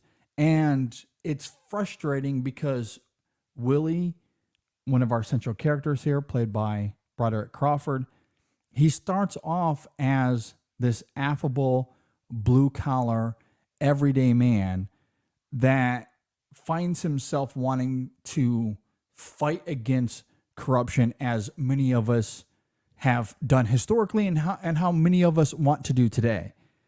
And as it goes, you simply see him fall for that same corruption. And how the film goes about that, I actually love those ideas on paper. I like his performance. I like his performance. I wish that we got to see it. It's, like, some of the more important elements of his arc are simply told to us, through these montages. Oh yeah, like we're constantly told. Yeah, you're right. Yeah, like when he is falling from grace, like he wins over the heart of the people. And he doesn't come from power. He doesn't come from notoriety or money. He is truly blue collar, and he wins over the people. So his fall from grace needs to be emphasized. Yeah. And we don't see it. It all happens off screen, and we're told by Jack, oh, this is what happened. And it is incredibly it's frustrating. It's so frustrating. And we're constantly told that he's a man of courage and a man of honor. And I had a hard time believing it because I could just sense where the wheels were turning and what was going to happen next. So I couldn't tell if that was a deliberate choice on the movie to be a bit, I guess, tricky with how it sets him up, as if to suggest that this is all a facade from the moment that we meet him, right? And even when he gives that great speech, probably around the midpoint, maybe a little bit before that, where he actually talks about how he came from nothing and he wants to speak for the common people. I think he calls them Hicks and says, you should vote for me because I also am a Hick, I think is what he says. Yeah. Which I think is a very provocative idea. And I'm not sure if the film's intent is to be a bit, I guess, unclear with whether we're supposed to believe him or not. In that moment, I couldn't tell if this was like a genuine genuine tactic out of him, if he truly believed what he was saying, or if it was just a way to, cynically identify with a group of people just to get their votes, which I think is a very timely idea as well. We've seen that happen many times before. Politicians saying, I come from where you come from. That means you should vote for me. We see that all the time. That's a very common thing. So I like that idea, but I can't tell if the film has any, I guess, conviction on either side of that. And I don't know if that's the case. I don't know if that's intentional. I think that's a problem with the film as well.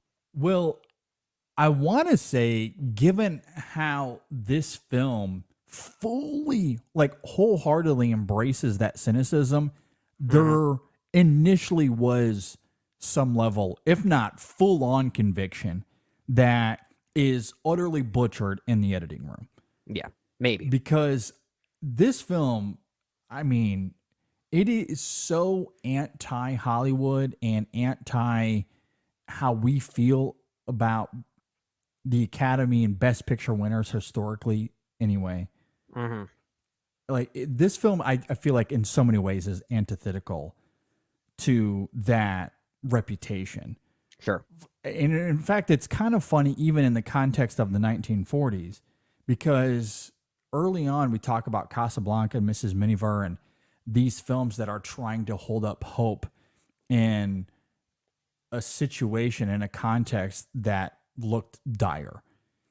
And here, this is on the other side of winning This is- World War II. so- And this is the bleakest film of the entire decade. Like, This not is even so- close. This is so funny that we're ending this series on this type Yeah. of film, as if this is the surprise twist ending.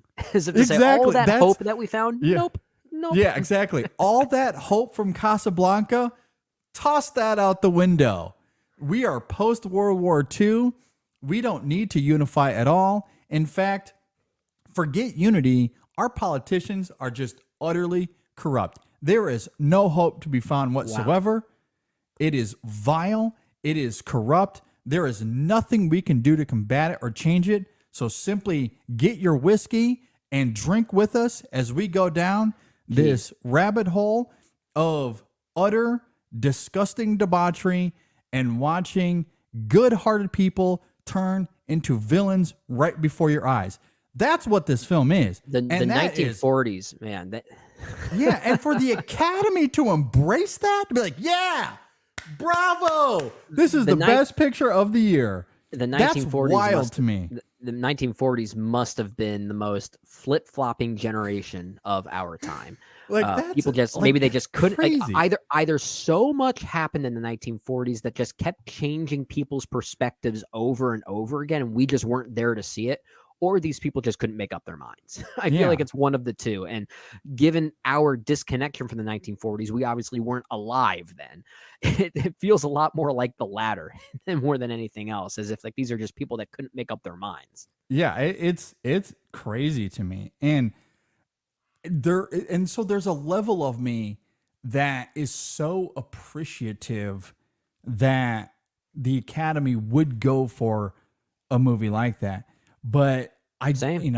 I just don't think any of it registers or has any meaning because it is butchered. Like, this isn't I just a wish it was a film. better Like, movie. Yeah, it's not a to movie, it's a call- trailer. it is a trailer. Like, it is a giant montage. To say that the editing is a nightmare is maybe putting it lightly. It hardly functions as a movie. You don't really get to know any of these characters in any real meaningful way. We see their choices. We see their awful behavior, the cheating and the backstabbery and just the constant contradictions. And like all of that, I guess maybe conjures a little bit of compelling traits within the characters.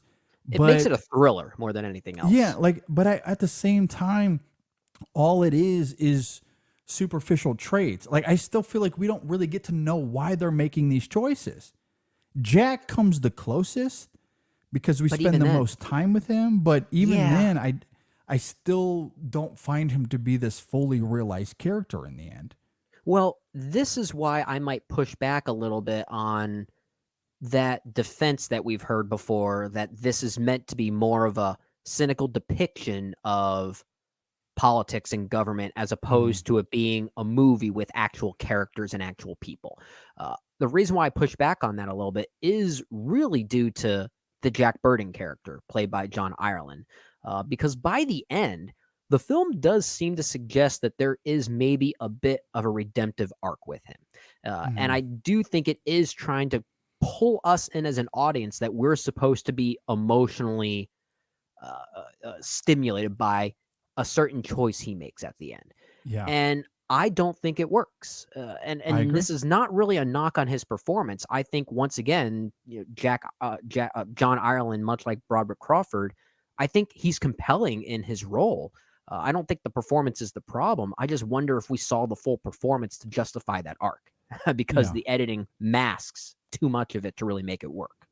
Well, it doesn't work because there's missing gaps in his narrative, again, because of the editing. Initially, I think there's enough for us to grasp onto his lostness in this world. He is a writer, but we find out that he went to school to be a lawyer or to be something else. I can't remember. I can't recall off the cuff.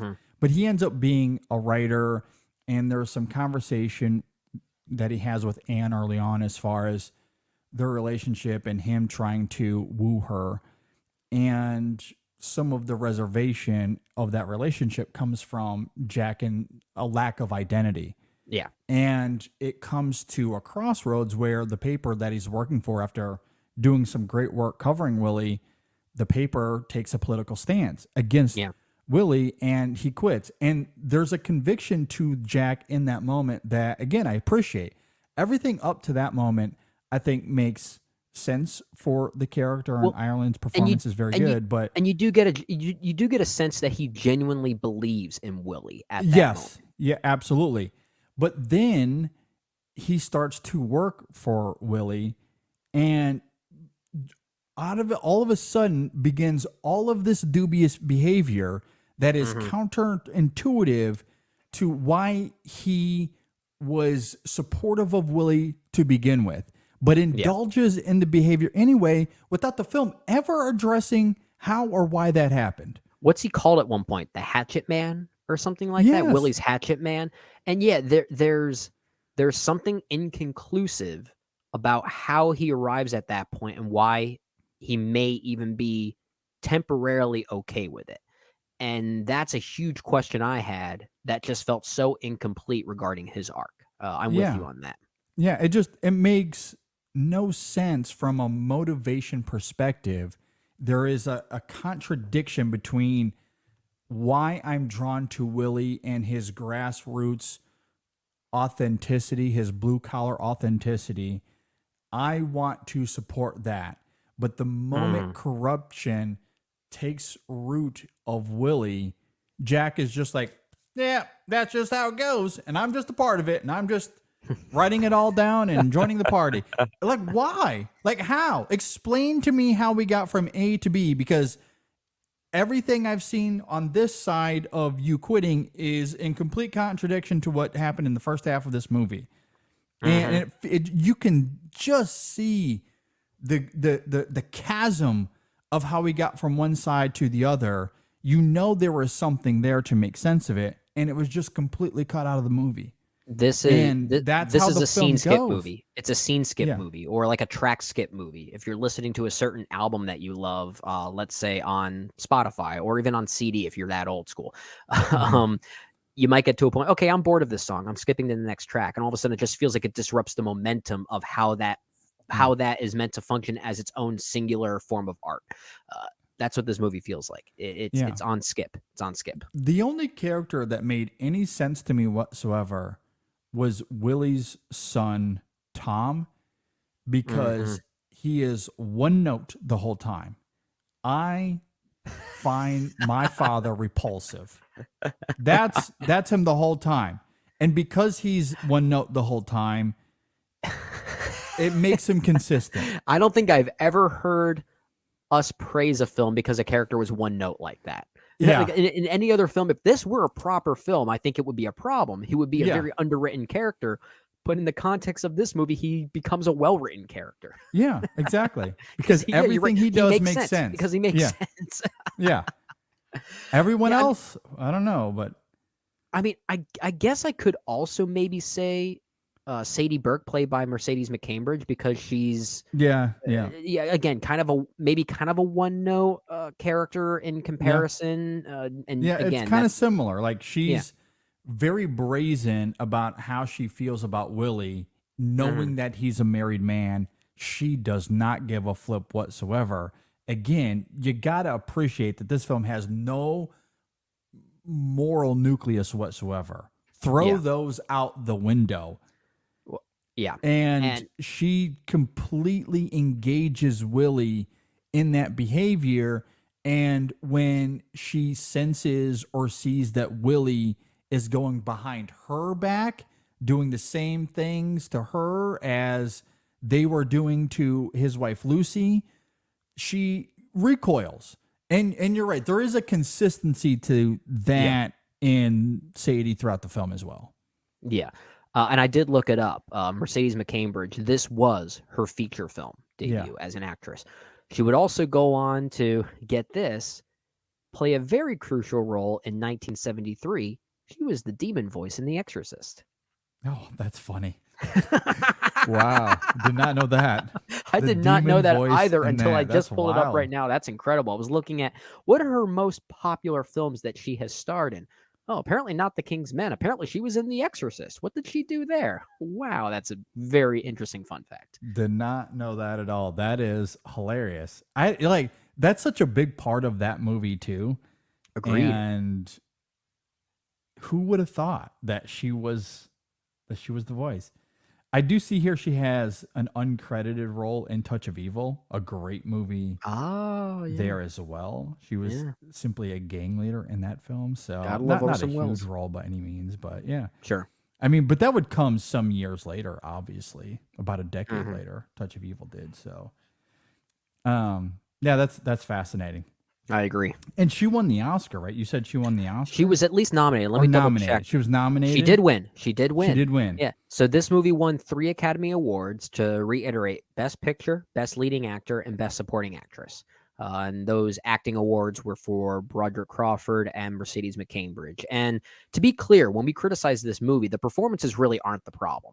I just feel like we haven't seen enough of the performances given the editing disaster that this film was. I think it's missing that context to turn them into characters. But I was always compelled by what they were doing on screen, especially Broderick Crawford. When he's giving some of those speeches, especially knowing the man that he is becoming, like, there is a sinister quality in him that is compelling to watch. And I think in that regard, it is a good performance. I just wish we saw the full context of it. I agree. Like, I don't have any issues with the performances here. I kind of admire the direction of this film as well. Again, there are moments here that I think are quite visceral. We talked about a few of them already. The death of the school children is a truly daunting moment in this film. And it's not something you necessarily see coming.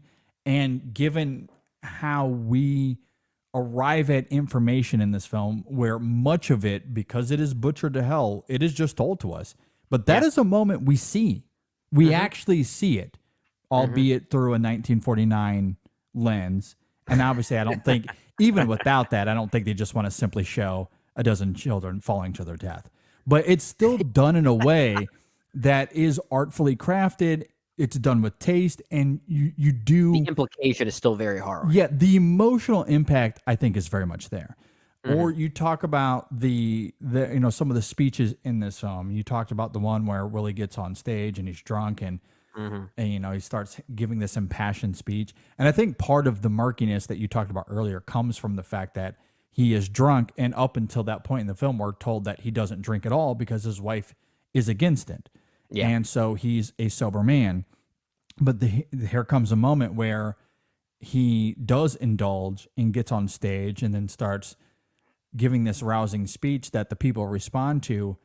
Is it authentic or not? I don't know. Part of it is, like, I think part of that murkiness comes from the fact that he's becoming someone in front of us that at least us as the audience realize is not the same person. And that's the moment he calls out everyone in the audience as being the same as he is. He calls them hicks because he's a hick, which is why he's the person that they should trust. And again, I don't know if the film's intent was to cloud or make that or emphasize that murkiness you're talking about. That maybe he's speaking from the heart and he's feeling very genuine about what he's saying, or if this is just a tactic to get people's attention. Again, if the film was deliberately trying to do that, then I would give the film credit for at least that scene. It's probably the best scene in the movie for that reason. But I'm wondering if it's a byproduct of the editing, maybe at one point actually working in the film's favor. I'm not really sure. Yeah, I agree, but I do like that ambiguity. I also think of the car crash sequence about halfway, 3/4 of the way through the movie. Again, from a framing and direction standpoint, I find that effective. Some of the stuff we see at the end in a vacuum, again, how it's framed and composed, I think is effective. Like, in terms of direction, I don't really have an issue with Robert Rossen's direction here. And the screenplay, because he wrote the screenplay as well, I kind of want to give it the benefit of the doubt that the 250-minute version of this probably was well written. Because you can see the writing and how great it could have been. But because it's butchered to hell, we'll never know. We'll never know. We'll never know. And we know that Robert Rossen is a fine filmmaker. His most well-regarded film is The Hustler from 1961, the Paul Newman film. And that's a great film. So we know he's capable. So I think, if anything, this really just comes down to the editing, trying to chop this thing down into something that it wasn't meant to be. Yeah, I think that's all this is. I want to, again, going back to squandered potential. If the 250-minute version of this film ever came to light, it would not surprise me at all if we came to find out that not only is the direction robust, the writing is staggering, the commentary is biting and scathing, and the emotional impact is much more layered and nuanced. I would not be surprised if that was the case. But we'll never know, because this isn't a film. It's a montage of a bunch of clips that really do not come together to tell a coherent story. We don't get many 4-hour films nowadays. Imagine trying to get one in 1949. Exactly. Yeah, I mean, there was no way that was ever going to come to fruition. But and I think maybe and I think you do sense it even in this final product. I mean, this is a film that is trying to keep up with the novel. And I haven't read the novel it's based on, but it certainly feels like this is a movie that wanted to include as much as the novel as it possibly could. And it struggles to keep up with whatever is in the novel. And it was a very popular novel. So it was at that very time, popular. It won the Pulitzer. It was released in 1946. So it was only 2 or 3 years old as production on this movie was beginning. So there was perhaps this dedication to be as reliable and faithful to the novel as possible, which is where that 250-minute version apparently stemmed from, because that is where it is trying to be as direct as possible.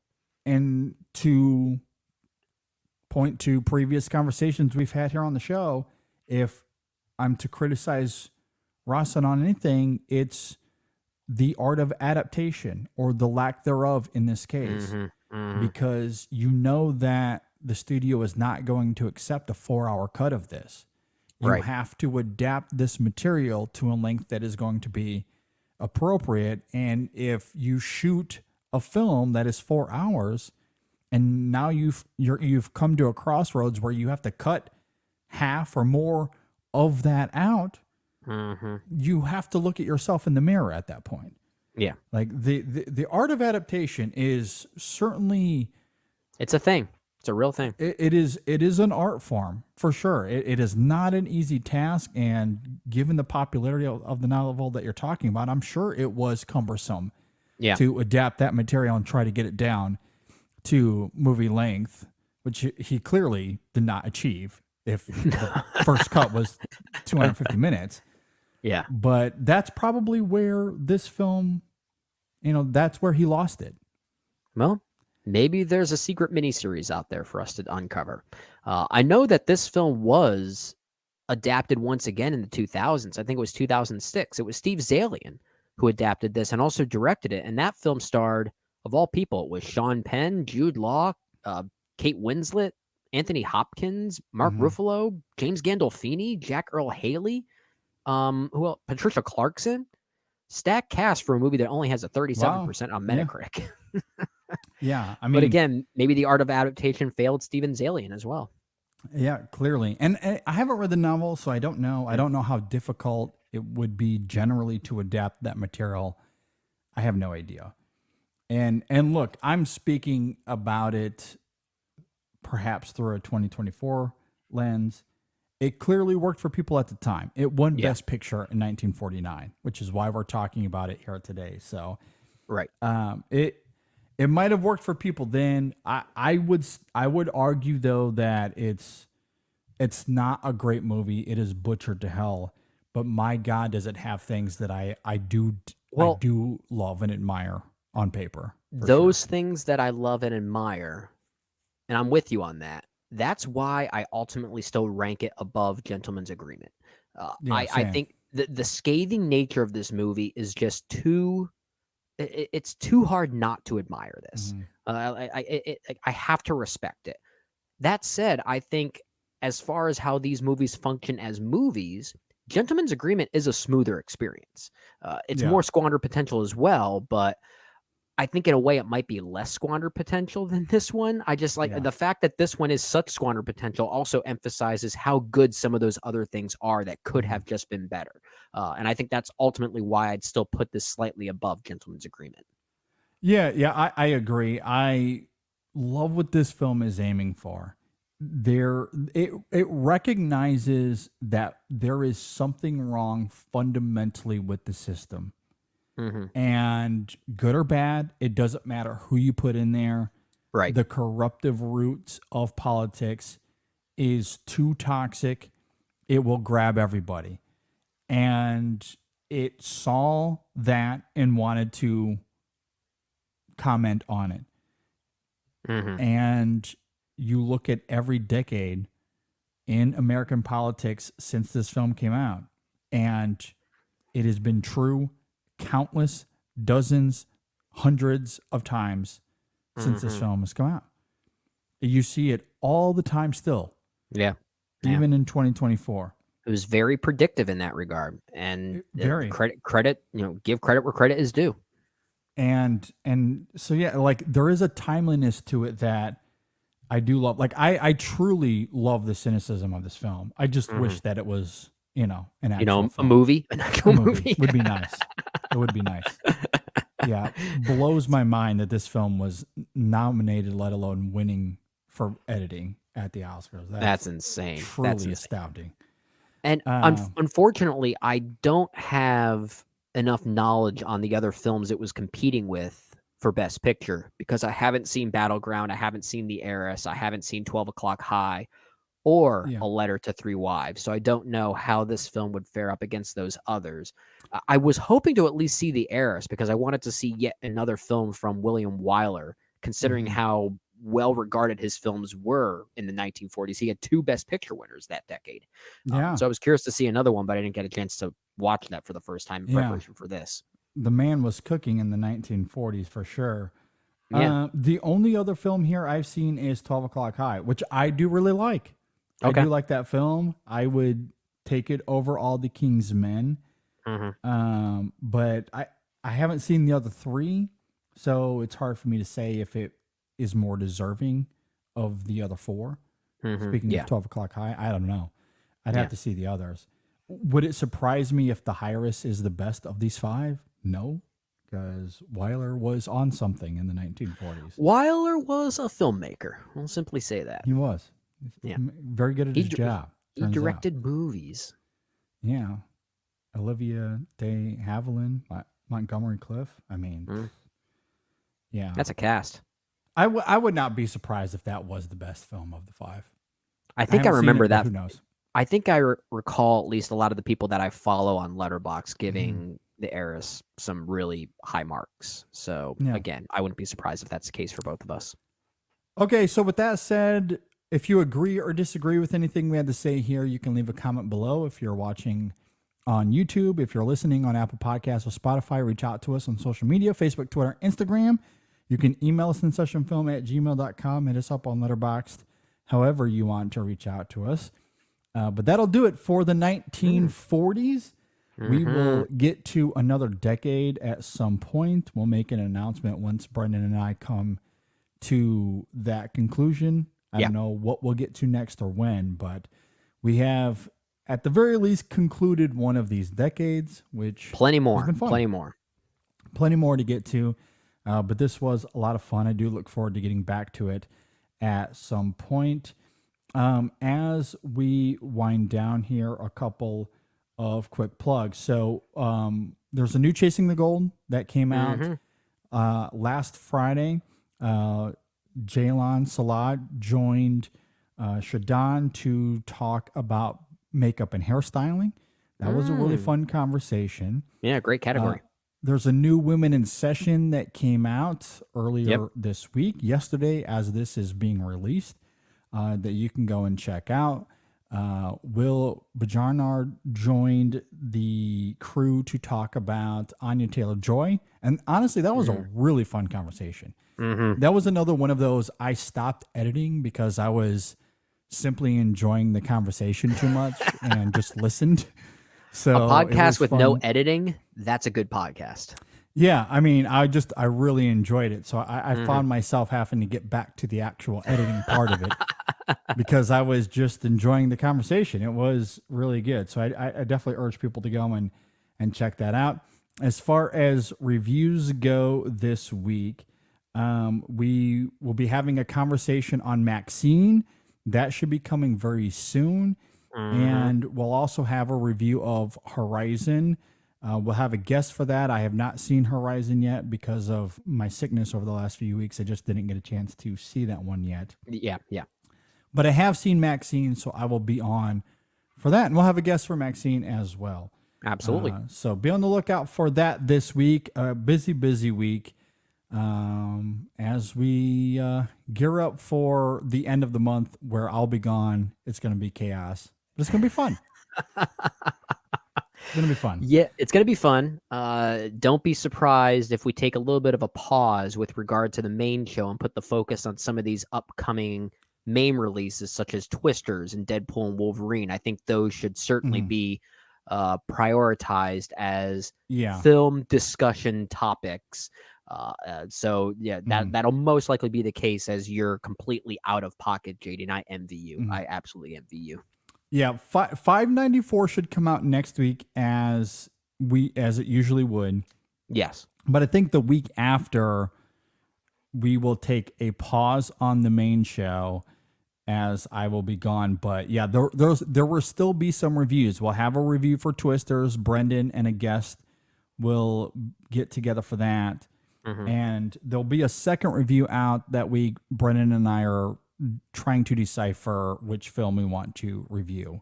But there's a couple of great options out there for us to pick from. We just got to figure that out. So there'll still be reviews the week that I'm gone. But 595 will come out a week later than it would normally. Yeah. But yes, have some fun things on the horizon. Be on the lookout for that. Of course, follow us on social media. Leave us reviews on Apple Podcasts, Spotify. Subscribe to the channel here on YouTube if you're watching us on YouTube. All of that fun stuff. Yeah. I think that is it. Am I missing anything, Brendan?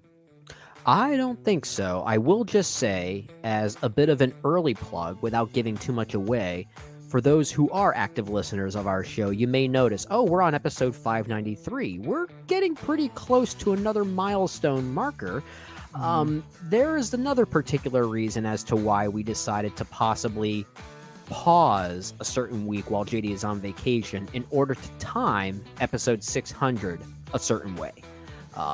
We have an idea of what we're going to do. I don't think we should announce it yet, JD. Let's get the fundamentals in place and make sure that we're okay with the scheduling of everything. But I think it's going to be a very exciting topic. It's going to be fun. Yeah, it's going to be a lot of fun. So make sure you stay tuned for episode 600. I'll just say it's something we've done once before, but only once before. Yeah. This is going to be our second foray into it, and I loved it the first time around, and there's been a lot of build-up to what 600 is going to be, years of build-up, and yeah, I can't wait. It's going to be very exciting. So looking forward to it. Stay Stay tuned. Yeah, looking forward to that as well. My last final thought here, just to reiterate the conversation up front, I'm genuinely excited to see Miami Vice again. I don't know how I'm going to respond. I think it would be a lot of fun if I came around on it and was more positive. That seems to be the trend with a lot of people. So who knows? Yeah. And it wouldn't surprise me because I love Michael Mann. I want nothing more than to see it differently and come around on that film. So a film I already like. I just don't love it like a lot of other it's not films. one of Mann's. It's not one of your favorite Manns, right? No, not quite. I had to find that as well. It's actually a top 5 favorite Michael Mann film for me. So maybe you'll find, and if you do, I will shake your hand. Yeah. But not initially. It wasn't the case for Brendan. Wasn't the case for Jay, or perhaps a lot of people out there. A lot of people were not ready for what that film actually was. I think Yeah. in a similar way, Ocean's 12 is having a similar resurgence because it's just a film that most people weren't ready for what it was trying to do. And that's, again, a film you don't love, JD. So maybe there's a parallel here. Yeah, absolutely. So, look, I'm ready to give it another go because I love Michael Mann. Everything that you and Jay talked about in terms of what makes it great, I want to see those things. I tend to, I brought up Solaris earlier in the show. That is 1,000% why I love Solaris. Right. Ironically, more than you and Jay. Yeah. Which is funny. hilarious. But I love that film for the exact same reasons you guys argued about Miami Vice. So, just and a hilarious twist of irony there. Like, that's what makes the conversation around that style of filmmaking so interesting. How it works for some, how it works for others, in this case, and different in another case, which I just think is very interesting. So, yeah, I mean, I would not be surprised if I came around on it again. So I'm going to try to find time, make it a priority. If not this coming week, again, I'm going to be out on vacation for an entire week. Yeah. I will download that film ahead of time and give that one a go while I'm out on vacation. And I hope to come back when I do. I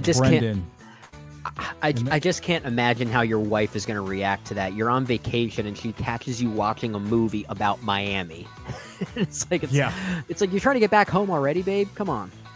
Well, I think maybe the other irony about the whole Miami Vice conversation is how it started with Brandon, his girlfriend, wanting to see his favorite film of all time. Yeah. I love my wife to death. She does not give a flying rip about any of my movies, like any of them at all. She just does not care. Like, she would not sit down and want to watch Citizen Kane. It's never one of your charming differences. Yeah, like, she just doesn't really care, and that's fine. I mean, I love her, but she just doesn't care for movies like I do, so that would just never... Like, she would just see me watching a movie. She wouldn't even know. She wouldn't care if it's in Miami or what it's about. She would just see it and roll her eyes anyway. Like, that would be her response. That's her default response for everything. Yeah, if it's not, a rom-com or a disaster movie, aren't those her two big things? Yep. So the Friday before we leave to go on vacation, I have set it up where I'm going to get some babysitting and I'm going to take her to see Twisters before we go, like just her and I. Maybe we'll take Sam. But I haven't taken her to the movies in a long time. Especially since Andrew. That would be a great date, and I assume she's looking forward to Twister. Oh, she's very much looking forward. Like, she loves Twister. We've seen that film a million times. Since we've been together. Like, it's one of her favorites, and because it's a great movie, I certainly do not protest to that at all. Like, I'll watch Twister anytime. So, she's very much looking forward to Twister. So, yeah, we'll see that before we head out. So I won't be on the review because I'll be gone, but I very much do plan on seeing that film before we head out. But at any rate, I'm going to try to see Vice. I'll come back. I'll report. And hopefully we'll have a really fun conversation on the other side of it. So absolutely. Anyway, with all of that said, thanks for listening, everybody. Thanks for watching. We'll see you next time on the InSession Film Podcast. Squandered potential. All the King's Men could have been great. Humpty Dumpty couldn't put it together again.